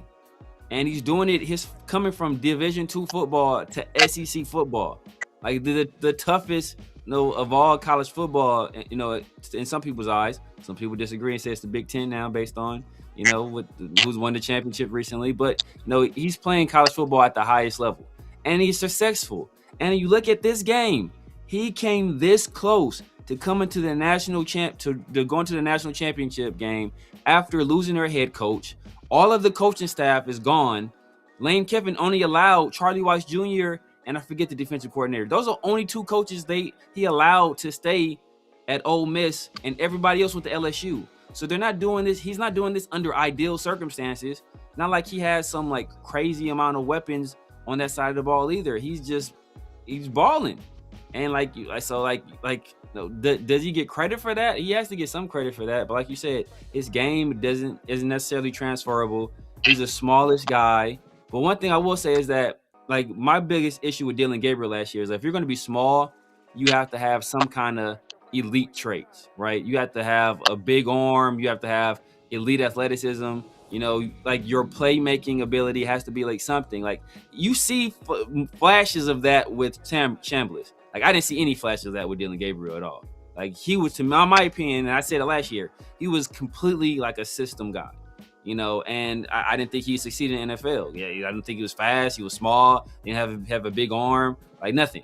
Like Shambliss, you see flashes there, and like see that's where the eye test comes in, though.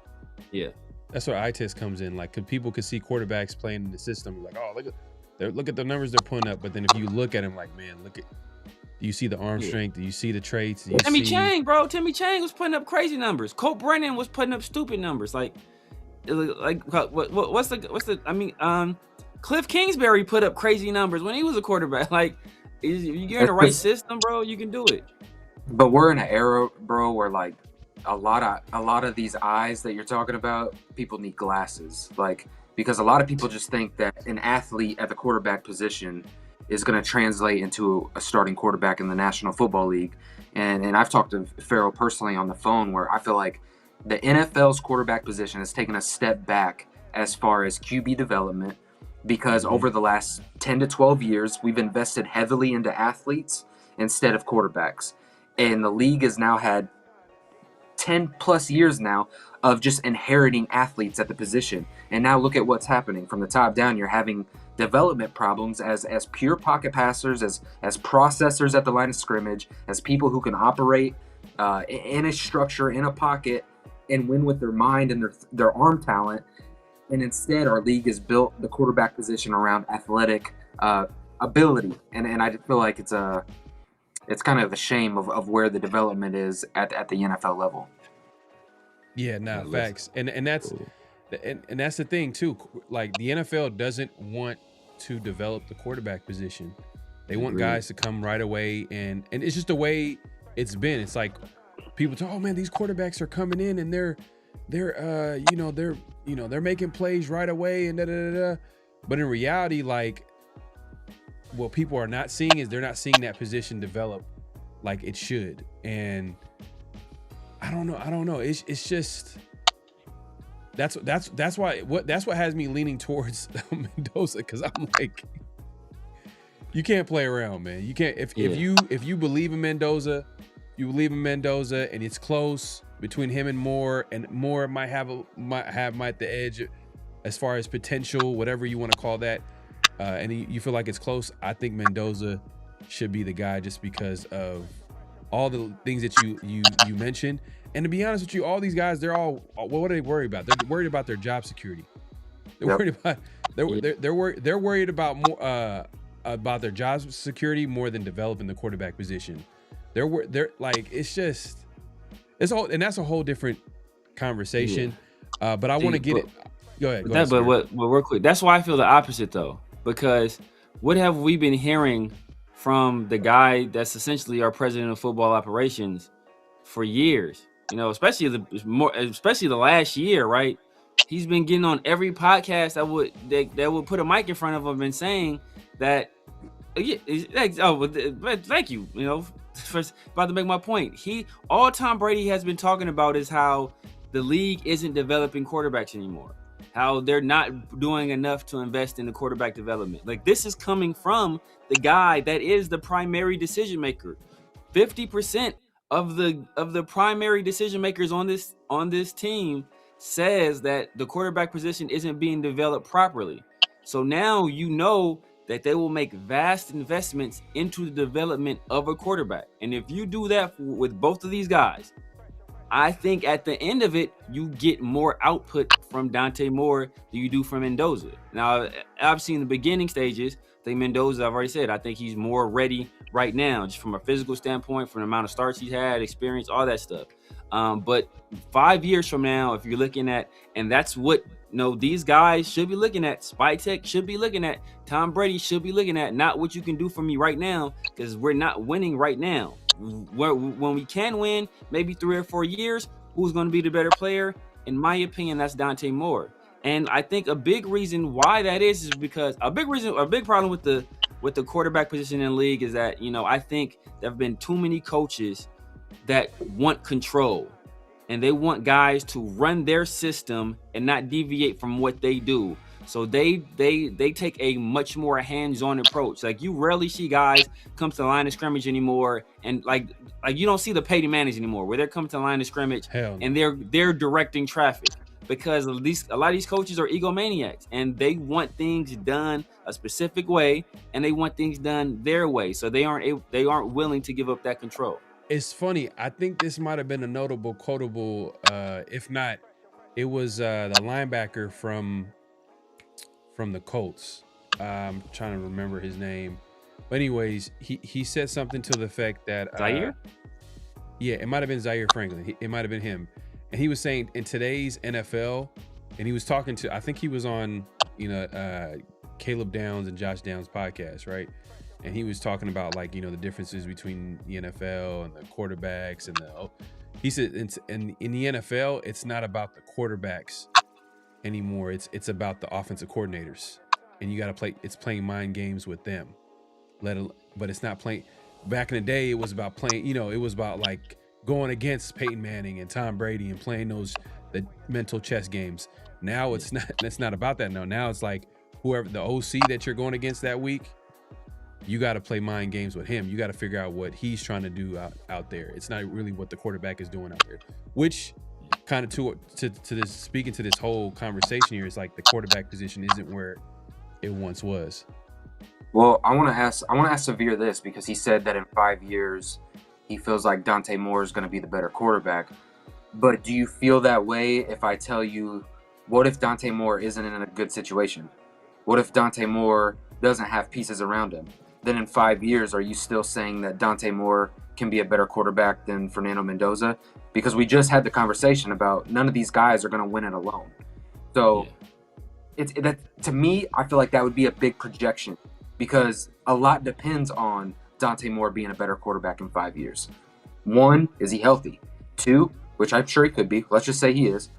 2, did he go to a right situation where they build around him? Because if Fernando goes to a situation where they built it for him better, I feel like he's going to be a better quarterback than Dante Moore. So that's where it's like, what about Dante's Moore game to you says that in 5 years he's going to be a better player than Fernando Mendoza? So to answer your question, I'm speaking strictly from the standpoint of if they're both drafted to the exact same situation. So if I project Dante Moore coming here 5 years out, if I project Fernando Mendoza coming here 5 years out, I'm not comparing them like, oh, if one guy gets drafted here, one guy gets drafted there, because I heard that conversation with Bryce Young and CJ Stroud when I told people back then CJ Stroud would be the better quarterback. I told him immediately, but I told him by year 3 he'd be a top 10 quarterback, and that's about where he is at right now. And I think what's better about Dante Moore, I think he has better overall as a passer. I think his mechanics are cleaner. I like his release better. I think he has better ball placement. I think he sees the field better than Fernando Mendoza, to be honest with you. And I could point to several examples where, but both all quarterbacks do it at some point where they lock onto a guy. But I see that a lot more with Fernando Mendoza than I do with Dante Moore. Fernando Mendoza has a history of putting the ball in harm's way. Like, look at his turnover-worthy plays in Cal. Like, he was a lot. And obviously he gets to a better situation with better coaching. He's cleaned it up. So do you project him doing that in the NFL? That's quite possibly, but you can't ignore the history there. So there is a history there. So I just think all those factors, and Dante Moore, I don't think Dante Moore's in his grown man body yet. I think that what you see from Dante Moore, from an arm strength standpoint, from athleticism standpoint, from all of that stuff, I think he's not a Jaden Daniels. I've had this conversation before. I had Jaden Daniels as my QB1 before damn near anybody in Raider Nation was even talking about Jaden Daniels. But I knew back then Jaden Daniels' frame, he wasn't going to get much bigger, because you can see how he's built and tell he's not going to get much bigger. I don't think Dante Moore has that same frame. I think Dante Moore is just young.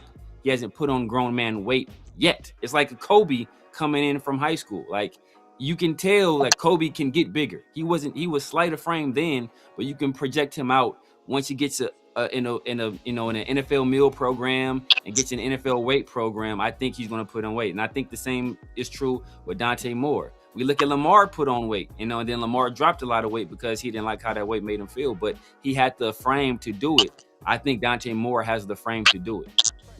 Well, I think Fernando has the frame right now, and I think Fernando has a frame already. Fernando is in a good spot in terms of frame right now. That's why I say year 1 he's going to be better, because he has I think he has his grown man strength. He has this grown man frame already. Dante's going to get that, and he's operating damn near identically without it right now.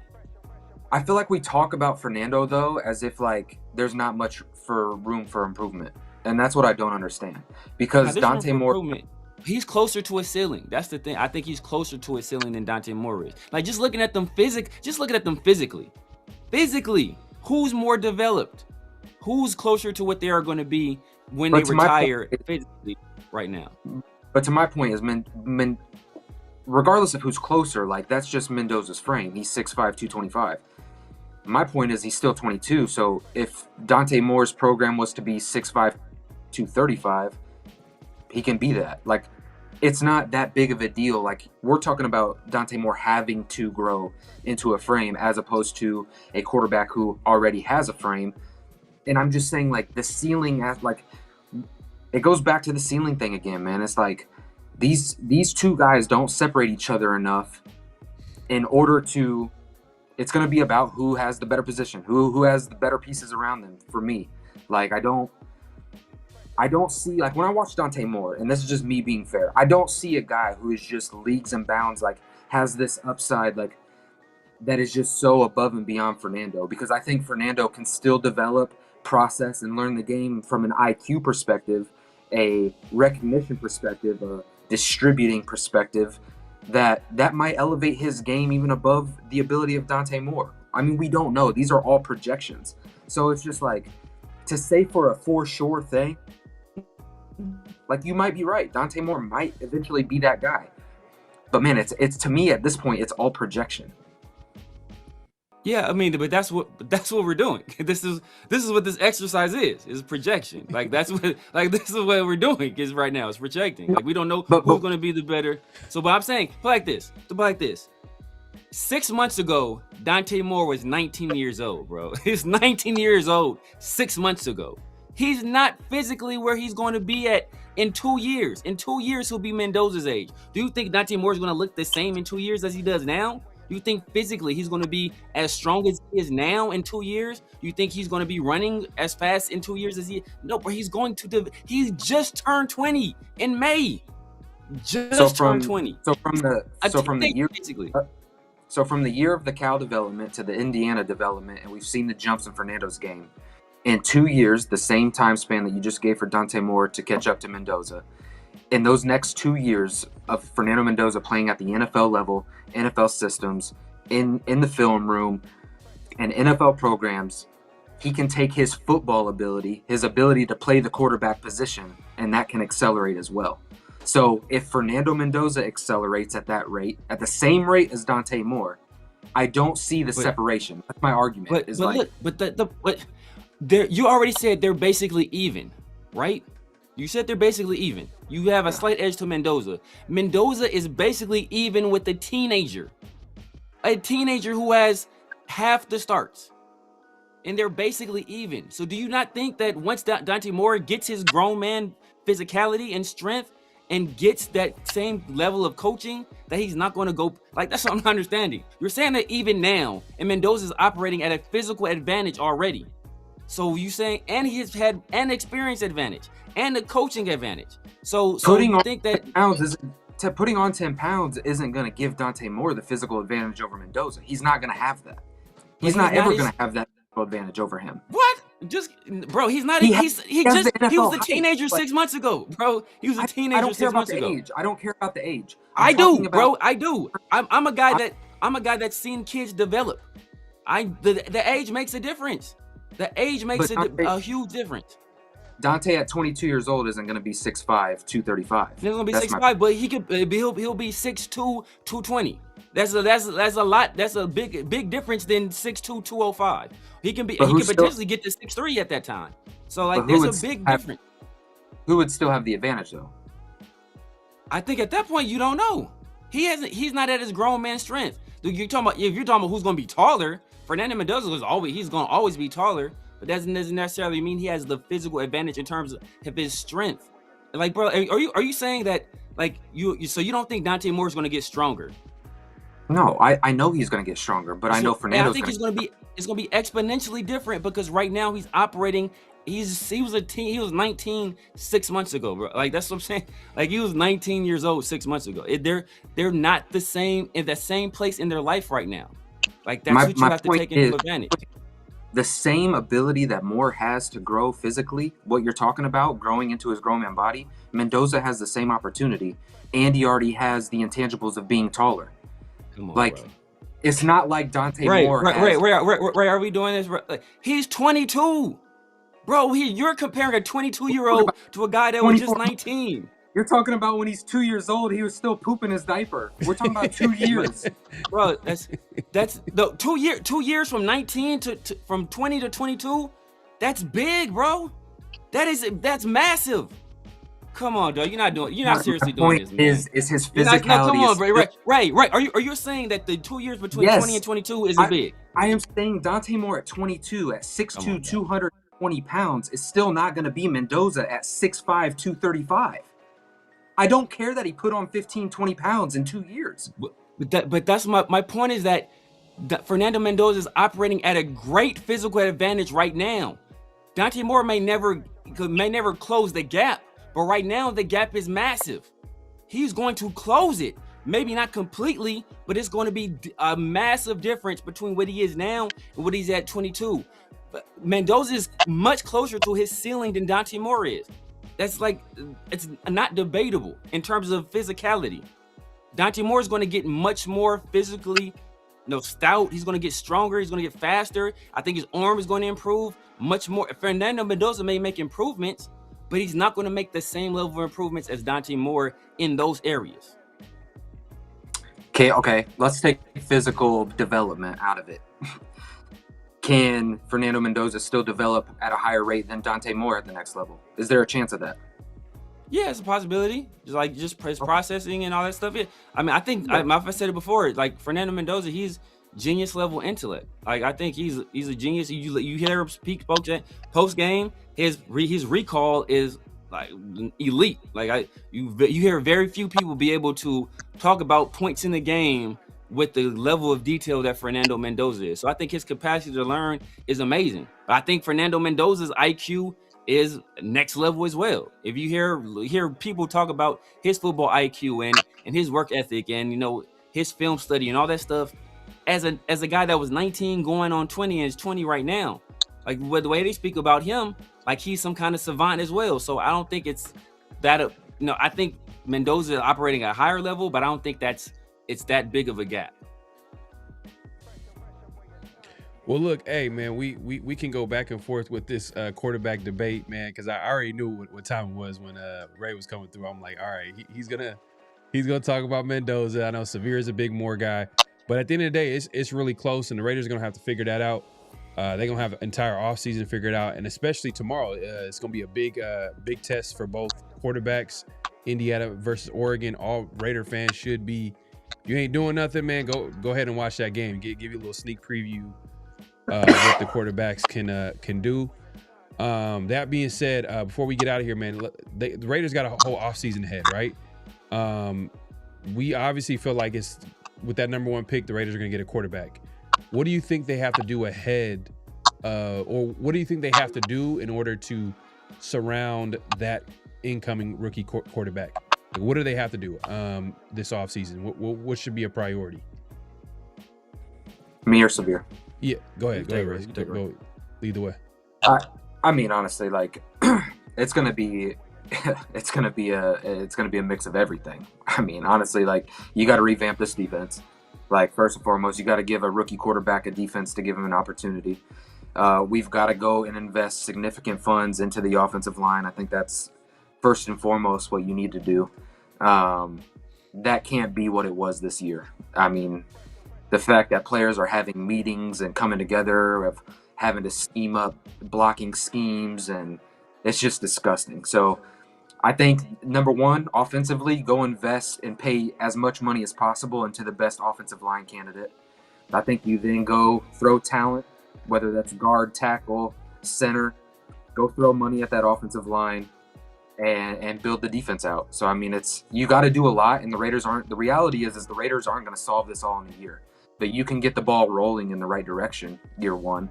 So the Raiders aren't going to solve this in a year. That's just not the reality of the situation. But they do need to take significant steps in the right direction. So, and I think that starts with the O-line. No, facts, man. Sphere, what you got? Offensive line. I mean, it's built in the trenches. You have to first of all, protect your rookie quarterback, whether that be Mendoza or well, ideally you sit more for a year if you can. Ideally, you sit Mendoza for a year if you can too. Yeah, Really, yeah, if and I you agree. can.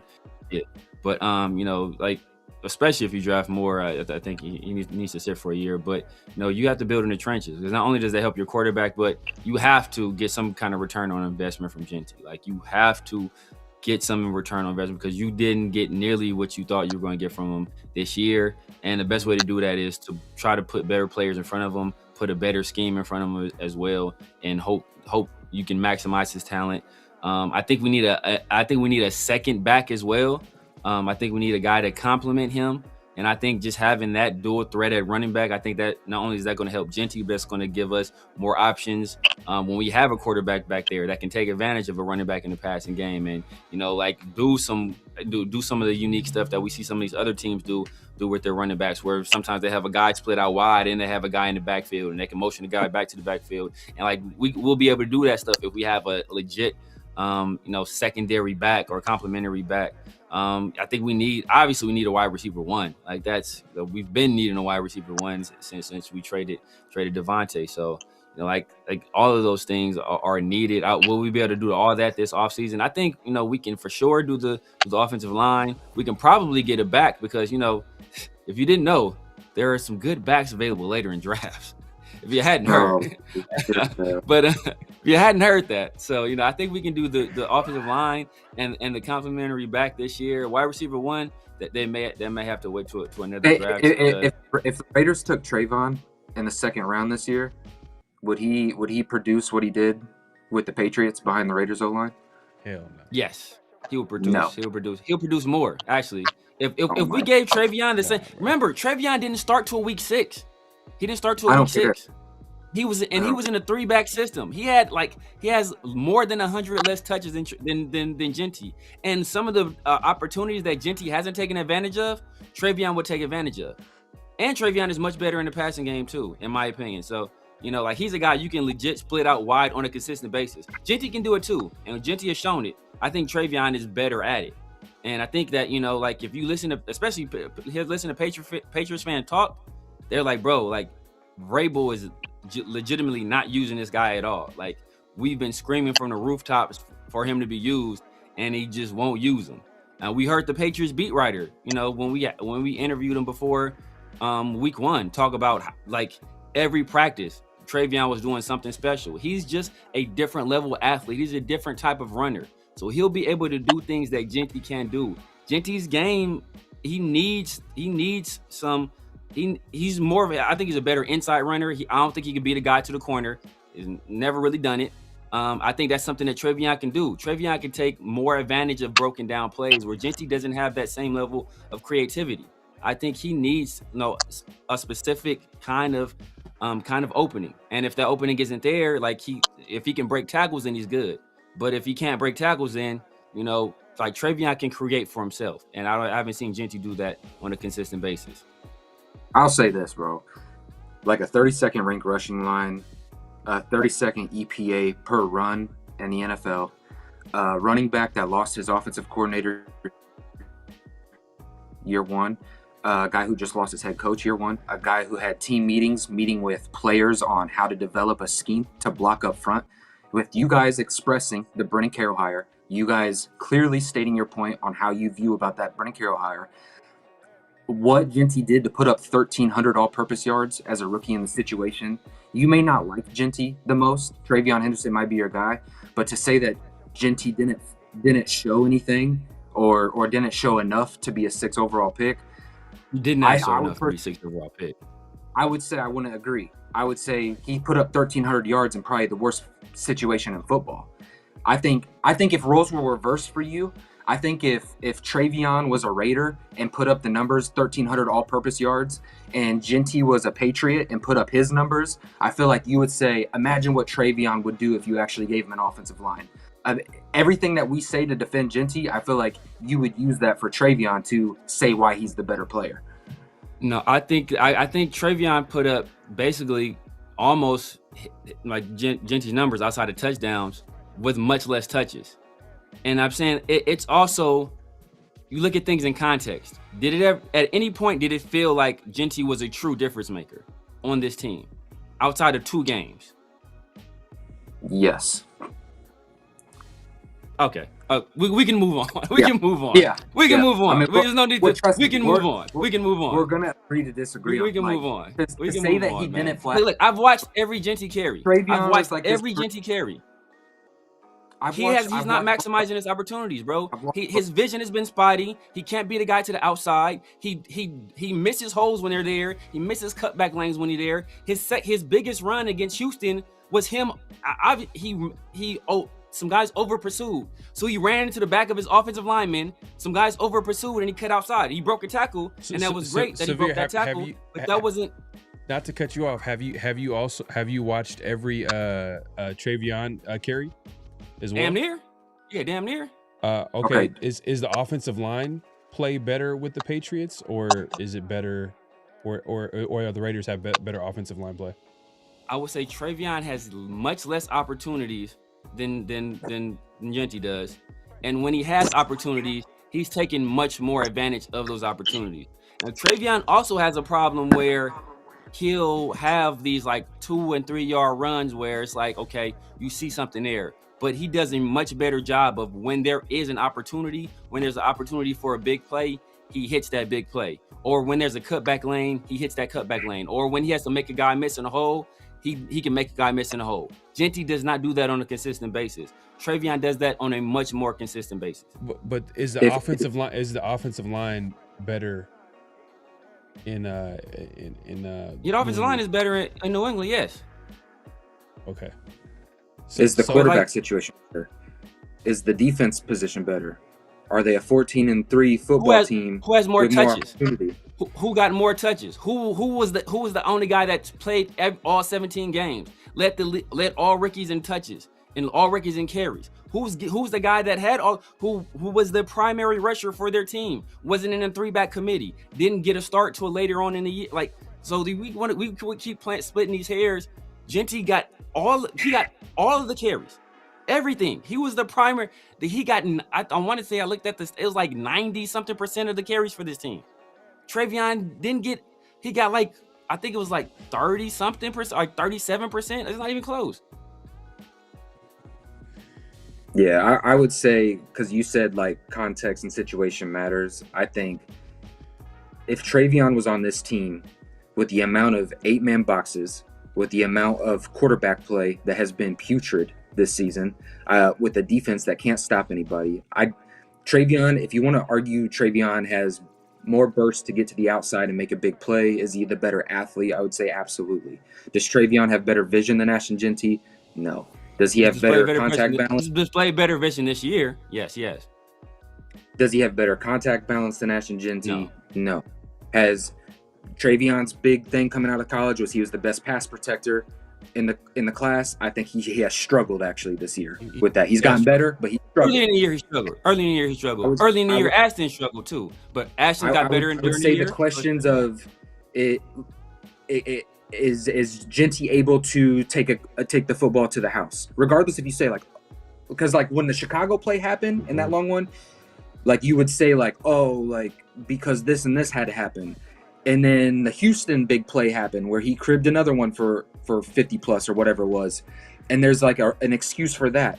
I think the fact of the matter is Genty has enough speed at the NFL level to crib one. It's not off of athleticism of elite speed. It's his contact balance. It's his ability to not go down when people go to tackle him. And he can make those big plays. So if your argument is who is the better athlete at the running back position, I would agree with you. Travion has a different skill set than Ashton Genty.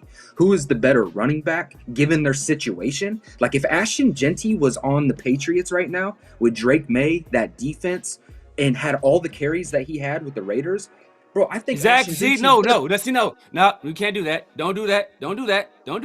Don't say all the carry. He has the same amount of carries as Travion. What did you do? Don't do that. All the carries he had with the Raiders. Okay. If he had the same amount of carries as Travion, I still think he's a better running back on that team. No. Not at all, bro. Not at all. You watch the game, watch the film. I'm gonna let the film will dictate it to you and let you know. I've watched every Ashton Jeanty carry. I've seen him miss holes. I've seen him miss cutback lanes. I've seen him run into. But every running back misses holes. Everyone. No. But look. I've seen him do the things that if Zamir White did them, they'd want him cut. I've seen the things that if Zamir White did the stuff that Ashton Jeanty did, they want him cut. But since it's Ashton Jeanty running to the back of his guard, not good. He's not. Zamir White's not good. But my point is that if Zamir White did the stuff that Ashton Jeanty was doing, they'd want him cut. But Ashton Jeanty can do it and people excuse it. Ashton Jeanty has missed opportunities. He's created tackles for loss because he's created contact in the backfield because he doesn't make the proper read or he doesn't hit the cutback lane. He's done some of that himself. And I trust your talent evaluation of watching film. Would you say I would agree. There are opportunities where he has caused issues for himself, but it's because the guys up in front of him, he doesn't trust them. He doesn't trust what he's looking at in front of him. So he's having to make these cuts. He's having to play with these linebackers to make a big play because there's nothing happening in the run game. He is the. Yeah, but my point is that there's been things happening in front of him, and he doesn't take advantage of this from day one. So it's like week one, he didn't trust the offensive line. Like we heard this excuse in preseason, where it's like, oh man, we're not even. First it was we're not running our offense. And then it was he only got 3 carries. And then it was we threw too much. And then it was now it's the offensive line. And like it was always something else. It's always something else. Just like just produce. There's things happening in front of him at a much smaller level than a lot of other running backs in the National Football League. He is the most hit running back behind the line of scrimmage. 88.5% of his yards are after contact. We are ranked dead last in contact by the snap of the play. So he is getting hit at a much higher rate behind the line of scrimmage or off the bat. He's in a losing battle majority of his reps. He's making guys miss behind the line of he's taking a 5-yard carry. Bro, he isn't he isn't fourth in the league in most broken tackles. He's breaking tackles. Yes, that's not a breaking tackle is not making a guy miss. So he's breaking tackles. Okay. I watch film, you watch film. Pharaoh, I've sent you clips.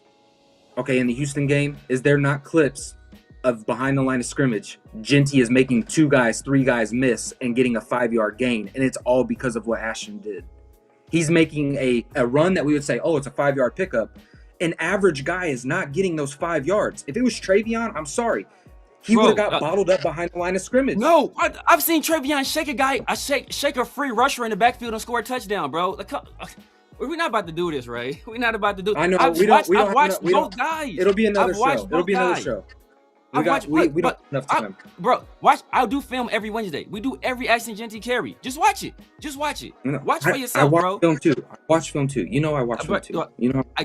I've watched it. Watch Travion too. Then you ain't watched Travion. No, I do. No, bro, you ain't because you just said he wouldn't make guys miss in the backfield. I've seen Travion shake 2 free rushes in the backfield and score a touchdown.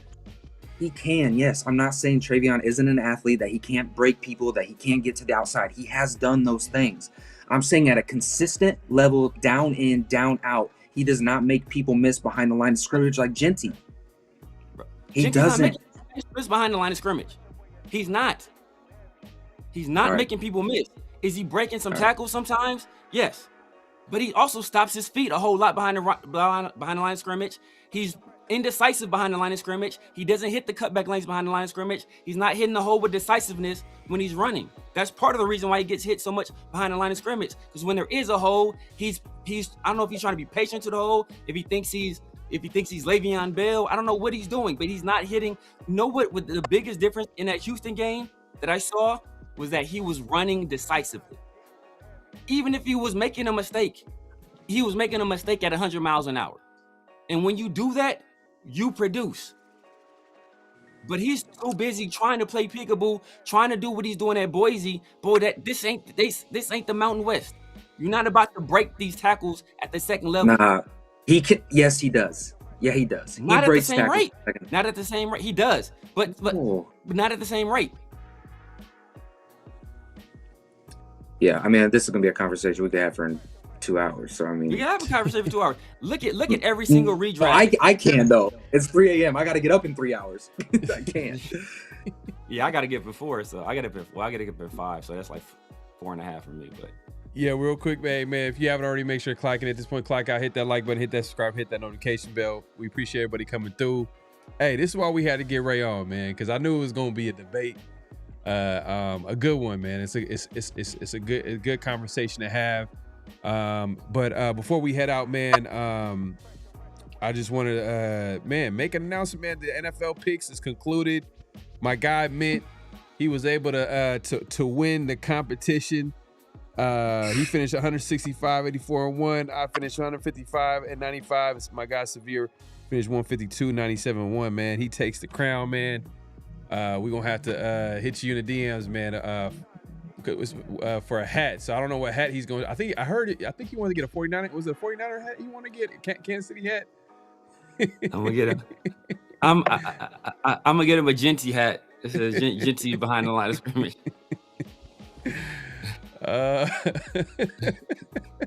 Oh, did you say something? Sorry, I wasn't paying attention. Did you say something for me? Oh man, salute, man. We appreciate everybody coming through, man. We had to have this conversation. We're gonna have plenty of them this off season, and it's gonna be fun one, man. Don't miss tomorrow's game, man, because we're gonna talk about it. We're gonna talk about it for sure. Oregon versus Indiana, Mendoza, Dante Moore. Don't want to miss it. But we appreciate everybody coming through. On the way out, coaching prediction, Ray. Give me a coaching prediction. Head coach. And depending on who the head coach is, give me. So if it's an offensive head coach, well, if it's an offensive head coach, you can just give me the offensive head coach. If it's a defensive head coach, you got to give me the OC too. I think their main priority is going to be Clint Kubiak. If it's an offensive-minded coach, I think that's the direction. In my gut, that's what I think that they're going to do, or at least try to go. Defensively, with the Mike McDaniel thing, I could see the Saleh, because they did interview him last year, and it was kind of similar to when AP interviewed Chip Kelly, and Chip Kelly didn't get the job, and then a year later passes, and they go back and they hire Chip Kelly. We interviewed Robert Saleh last year to be the DC to eventually become the head coach. That tells me that they're interested in Saleh. So I could see Saleh maybe getting an offer, and then if he can get Mike McDaniel come as offensive coordinator, I think that might be a good pairing. But there's guys that I like. I like Chris Shula. I like the fact that he's been under the wing of Sean McVay for 7 years. He's been with him since the beginning. Who is he able to poach as an offensive coordinator? I don't know, because I don't think, to Severe's point, I don't know if he's going to be able to pull the floor. But one game I do want to just put in Raider Nation's ears, like the Green Bay-Chicago game this weekend, I think pay attention to that, because there are rumors about LaFleur and Green Bay. And for some reason, given the cycle that we're in, if there is a world where for some reason they move on from LaFleur in Green Bay with all the smoke, he becomes priority number one. So that'll be a caveat that I would put in there. So I would say, if we're going defensively, Jesse Minter, Robert Saleh, Chris Shula, those are kind of what I would be looking at. Okay. 805 says there's a difference between watching film and understanding what you're watching. Online was bad, but Gentine has a lot to improve on himself in order to justify. But the thing is, I don't think it ever will be justified, because it's a running back at number 6. If your whole thought process is that you don't take a running back at that high, right? I mean, if I'll say even this, because I know people are going to be, because I was one of them, right? I know Severe is, where you take a running back at number 6 when you could have went another, you could have drafted a more premium position at number 6, right? But even if Genty, let's say, is a very good player, right? Very good to even great player, do you still think that it's going to be justified to take a very good to great running back at number 6? I'll just give you my opinion on the number 6 overall situation. I think at the time, the best player on the board for me would have been Genty. Now, I know Severe like Tetaroa. I would argue, given what we know now based off of the Raiders, regardless of who you took, Mimbu, Tetaroa, Ashton Genty, we were never one player away. And granted, we were probably going to be in the same situation regardless of what player we took. We did not have the quarterback play regardless, to get the ball out to Teteroa. For him, I think he's having a better year in Carolina than what he would have had with the Raiders. I think for me, like Tom Telesco came out in an interview this week and he said, when we drafted Brock Bowers, it's not a position of value. But he said, I looked at the offense and I said, God, we need something. Like, we have nothing on offense. There's nothing there.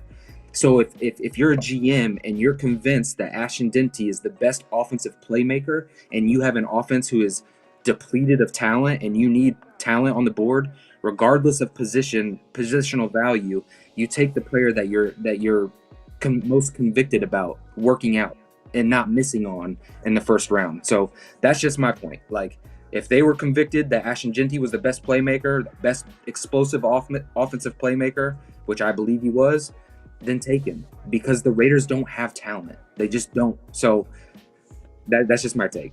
Now, and I don't want, but you don't take a running back first. You build the O-line first. Like, I get all that. Like, that's a whole conversation, but it doesn't stop the Raiders from being. It doesn't stop the Raiders from being able to invest in that year two and have the talent of Genty on the team. Yeah, man. But when the talent, like I said, the difference between Genty and Amarion and Travion was minute. Like, the difference between whether you felt, I think there's a big gap. And my wide receiver 1 and 2 were Teteroa and Matthew Golden. Like, I think the drop off after that, was pretty big. Depending on how you felt about Luther Burden. Teteroa, you put Teteroa here, I think he's a better player for the Raiders than Ashton Genty was. I think that's, I think he's a better player at his position than Ashton Genty is. I felt that before the draft. The other guy I wanted was Will Johnson. Obviously, he went in the second round. Will Johnson is better at cornerback than Ashton Genty is at running back. I think corner and wide receiver are more positions of value than running back was, especially when you have one of the deepest running back classes of all time, and you have a guy like Cal Monangai who's, obviously in a much better situation with a better O-line and better play caller, but he's getting great production in the 7th round. Like, that shows you why you can take running backs late, especially in this kind of draft. But the Raiders elected to do the opposite, and now we're making excuses about why Ashton Genty isn't producing because he doesn't have the supporting cast or what have you. Well, that's why you invest in that supporting cast and you get a running back late. If they're so dependent on all that other stuff around them, even if you take what people think is a special talent or a generational talent, and he still isn't a true impact player on a consistent basis, well, that lets you know that you should have put the things in front of that position instead of drafting that position first. Let me ask you this. Let me ask y'all this real quick. Houston, man, appreciate the comment here. He says, okay, so he's saying Adrian Peterson. So if Adrian Peterson, Pharaoh, don't do it. If Adrian Peterson was available and you had the 6th overall pick, would you draft him, or would you draft, let's say, Membu, and you knew that Membu was going to be what he's doing right now? Would you go right tackle, or would you go for Adrian Peterson, which is a generational running back? But do you think in today's NFL it makes sense to go after a guy that has potential, that's showing the flashes that he's showing in Membu, who looks like he might be a long-time starter at tackle? It's early. It's only been a year, or do you draft a Adrian Peterson level player, or just Adrian Peterson at number 6? I mean, as a fan, I would love to see Adrian Peterson as a Raider, like, for sure. But I'm just saying, on how you want to build a football team, does that change a little bit? Be like, nah, I'm getting Adrian Peterson. Change it. Don't say Membu, because we don't know what Membu is going to be. Say Adrian Peterson or Penei Sewell. Say it like that, because we know Penei Sewell is a top tier player. We think Membu can be that, but he's not established. You kind of put an established guy. Okay, against, if you want to change it, you want a more established tackle. I just went for a guy like that was available this past draft. Yeah, and we know that Membu, like, he's showing up, like he's looking like he's going to be a good player in this league. But then Penei is more established. Okay, let's Penei Sewell for sure established. Yeah, let's do that. You going Penei Sewell, or you going Adrian Peterson?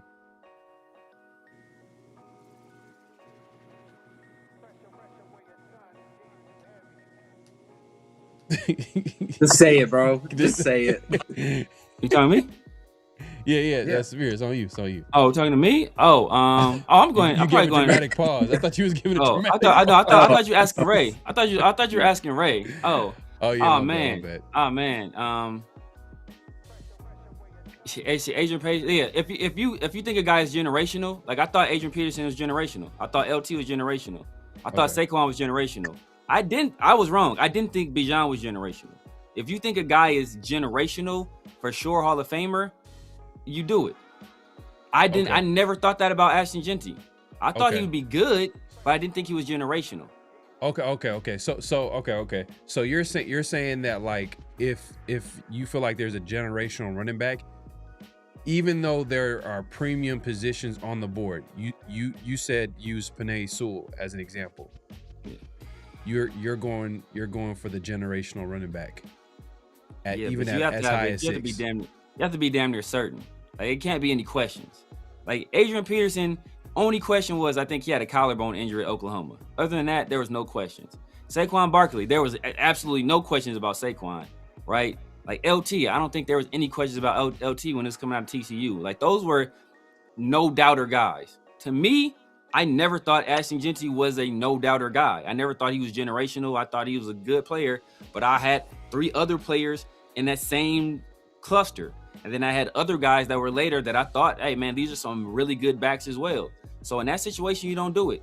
And then also depends on your situation as like, do you just need a running back? Like I would rather get everything else and get a running back later.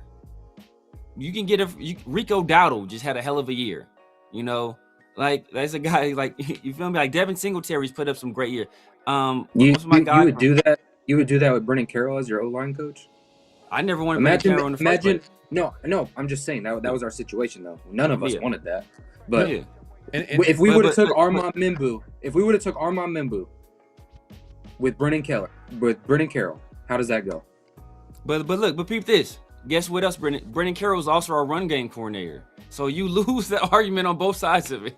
Like, no, I don't. In that because case, what do you do? Genty put up 1,300 yards with Brennan Carroll, a fired Chip Kelly, a Pete Carroll offense. 266 carries. I don't care. It's 1,300 all-purpose yards in the worst situation in football. I care. As a rookie. He's being force-fed the ball, yes. He's being force-fed the ball. Bro, he didn't, for like the first 3 weeks, he didn't even touch the ball that much. He really didn't. So to say he's being force-fed, there's been so many inconsistent. There's been so many inconsistent. No, because I know you went to that argument about Chip Kelly saying, "Oh, we gave him 20 touches." A lot of these games were 10 to 12 touches in the fourth quarter, and the first 3 quarters he was getting 1 to 2 carries. The one New England Patriots game was that happened. No other game did we have a lead in to do that. So we ran the football consistently with him all year. I didn't say he's 7th in the league in carries. He's 7th in the league in carries. So you want to put stats? You want to draw these stats? He's 7th in the league in carries. Is that not running the ball consistently by your standards? Since you want to throw out 1,300 yards without context, a rookie running back, a rookie running back. It's 7th in the league in carries running the ball consistently. Yeah, you took him 6 overall. It's 7th in the league in carries running the ball consistently. I don't care if he has seven carries in the league. That's what you drafted him for. But the fact is you were making an argument that we didn't run the ball consistently. It's getting the 7th most carries in the entire NFL, giving a guy consistent carries. Okay, the end goal, the end number of 200 or whatever carries he was, yes, it's ranked 7th in the National Football League. What I'm saying is the game flow that the Raiders were, especially early in the season, and there's no even debate about this. We watched those games early. The game flow. Time out. So you want to put his carries into context, but not put the impact of his yards into context. No. So the stats matter when it's his yards, right? Oh, he's put all these yards.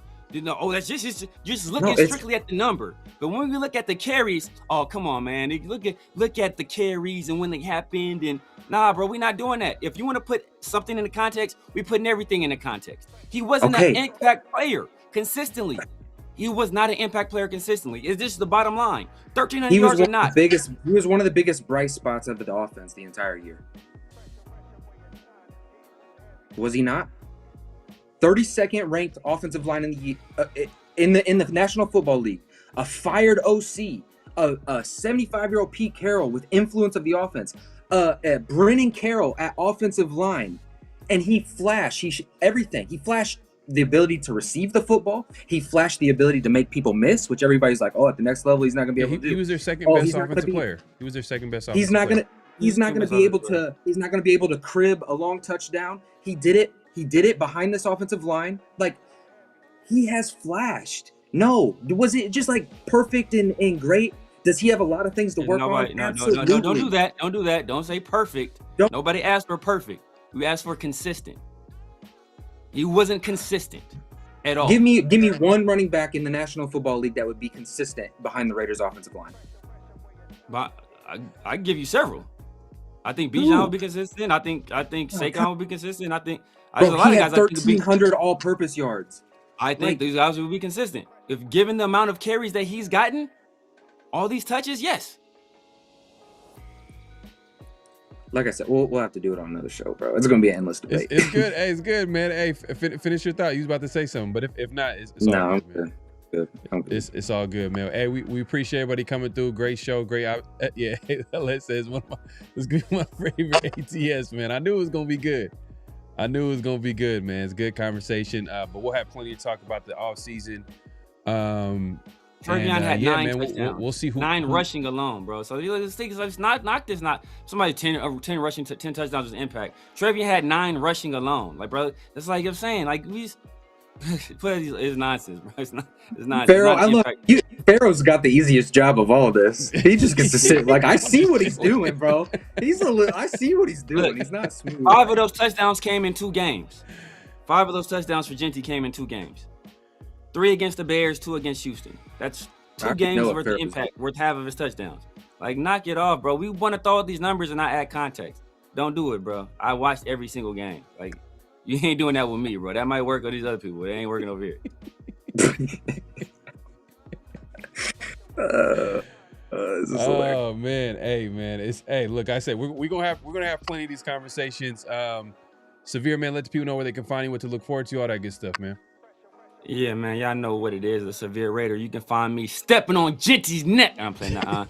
Oh my gosh! You can find me. You guys know what it is, man. The Severe Raider. YouTube, TikTok, IG, Snapchat, X, everywhere. The Severe Raider.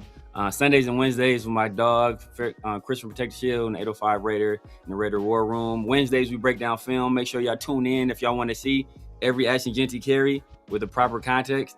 What could have happened? What should have happened? Tap in with your boy. Y'all might take away something from that. And then obviously Tuesdays and Thursdays, my guy PharoahNFL, the 50/50 show and Around the Shield. Tap in with us, man. Make sure y'all hit up all channels. Make sure y'all head over to Ray's channel as well, man. Ray is an OG in the game. Has some good videos over there as well. Make sure you head over to his channel, subscribe. Head over to Pharaoh's channel, subscribe if you're on mine. Make sure you hit the like button. And make sure y'all hype the video, man. And if y'all haven't done so already, leave a comment. If y'all want to be part of the conversation, I'm probably catch up on all my comments after this weekend. But, leave a comment.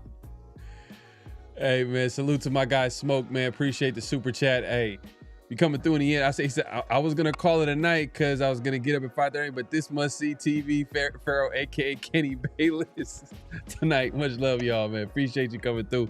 Appreciate I know what Pharaoh said. Yeah, man. Hey, look, we'll be back at it next week. 50/50 show. My guy Ray, man. Hey, if you haven't already, make sure subscribe to his YouTube channel. The original, the undrafted show, man. We've been doing it. We've been doing it for a long time. We had to get him back. He's a busy guy, but hopefully we'll get him back again and to talk about the offseason, the draft. Obviously, like I said, tomorrow's game is going to be big, and man, we're looking forward to finding out who the next head coach for the Raiders are, and from there we'll figure out how this offseason is going to go, because then we can start connecting the dots. Right now, we don't really know who's the head coach going to be, the offensive coordinator, if it's the offensive head coach. The DC is going to be very important. So we'll get into all that, man. And yeah, if you haven't already, definitely subscribe, hit that notification bell. Give us a follow all over social media. Obviously, myself, PharoahNFL, the Real Raider Ray, the Severe Raider. And also give us a follow on Around the Shield on IG and on Twitter. But any last thoughts before we head out, Severe, Ray? I'll say this. This conversation, this is what needs to happen in It the ain't Raiders over. building. Yeah, we can carry it on. I don't care. But Nah, these are go ahead. these are the kind of conversations I feel like need to happen in the Raiders organization to get them in the right direction. Like sure. regardless if me and Sabir agree on a player or regardless of that, I think it's good to have these discussions for sure. Nah, facts, man. Everybody talking about how good the show is, man. So we appreciate everybody coming through and having this great conversation. Was good next year at Levi's. Severe was good. Is the Super Bowl? The Super Bowl's in isn't it? It's in is it out here? Barry, I think you're muted, Severe. Oh no, the audio's. Man, Ray got you. He got the last laugh. There's that point. Hey, say something about Genty. Say something about Fernando. Is it working? He is working. He did. Stepping on Travion's neck. Ray got. He stole my IT people from the draft. I see what you're doing, Ray. Yep. I see what you're doing. Man, let's do it. Hey, I'm good. Hey, I think you're talking about the Raiders playing at Levi's. I'll go up there for a game, man. I'm not, you know. Oh, you talking about the game for sure. Oh yeah, definitely. We going to that game. Yeah. They play the 49ers next year? Yeah. Oh yeah, we doing it. They play the Saints too. I might do the Saints game too. Ray, you're gonna have to come out to the Bay, man. You're gonna have to just invite me. Let me know. We'll all get together. You're gonna have to make it happen. You're gonna have to make it happen for sure. For sure. But yeah, man, we'll be back next week, man. Just say Severe Ray. It's just a conversation, man. Could you imagine walking past? Could you imagine sitting by me, Severe, in like a stadium? Genty messes up in the debates, or walking by us as we're leaving the stadium. I told you so. Or after Genty goes for he scores a 50-yard touchdown, and Ray just looking at me like this, and I'm eating the popcorn, and Ray's just like, I ain't gonna say nothing. Oh man. Hey, this Fire Deuce Gooden. I didn't see that coming. Yeah, man. I didn't see that coming. And Mike G, Knight, man. Bro. Salute. Appreciate you coming through, man. But we up out of here, man. We'll see y'all next week. Peace.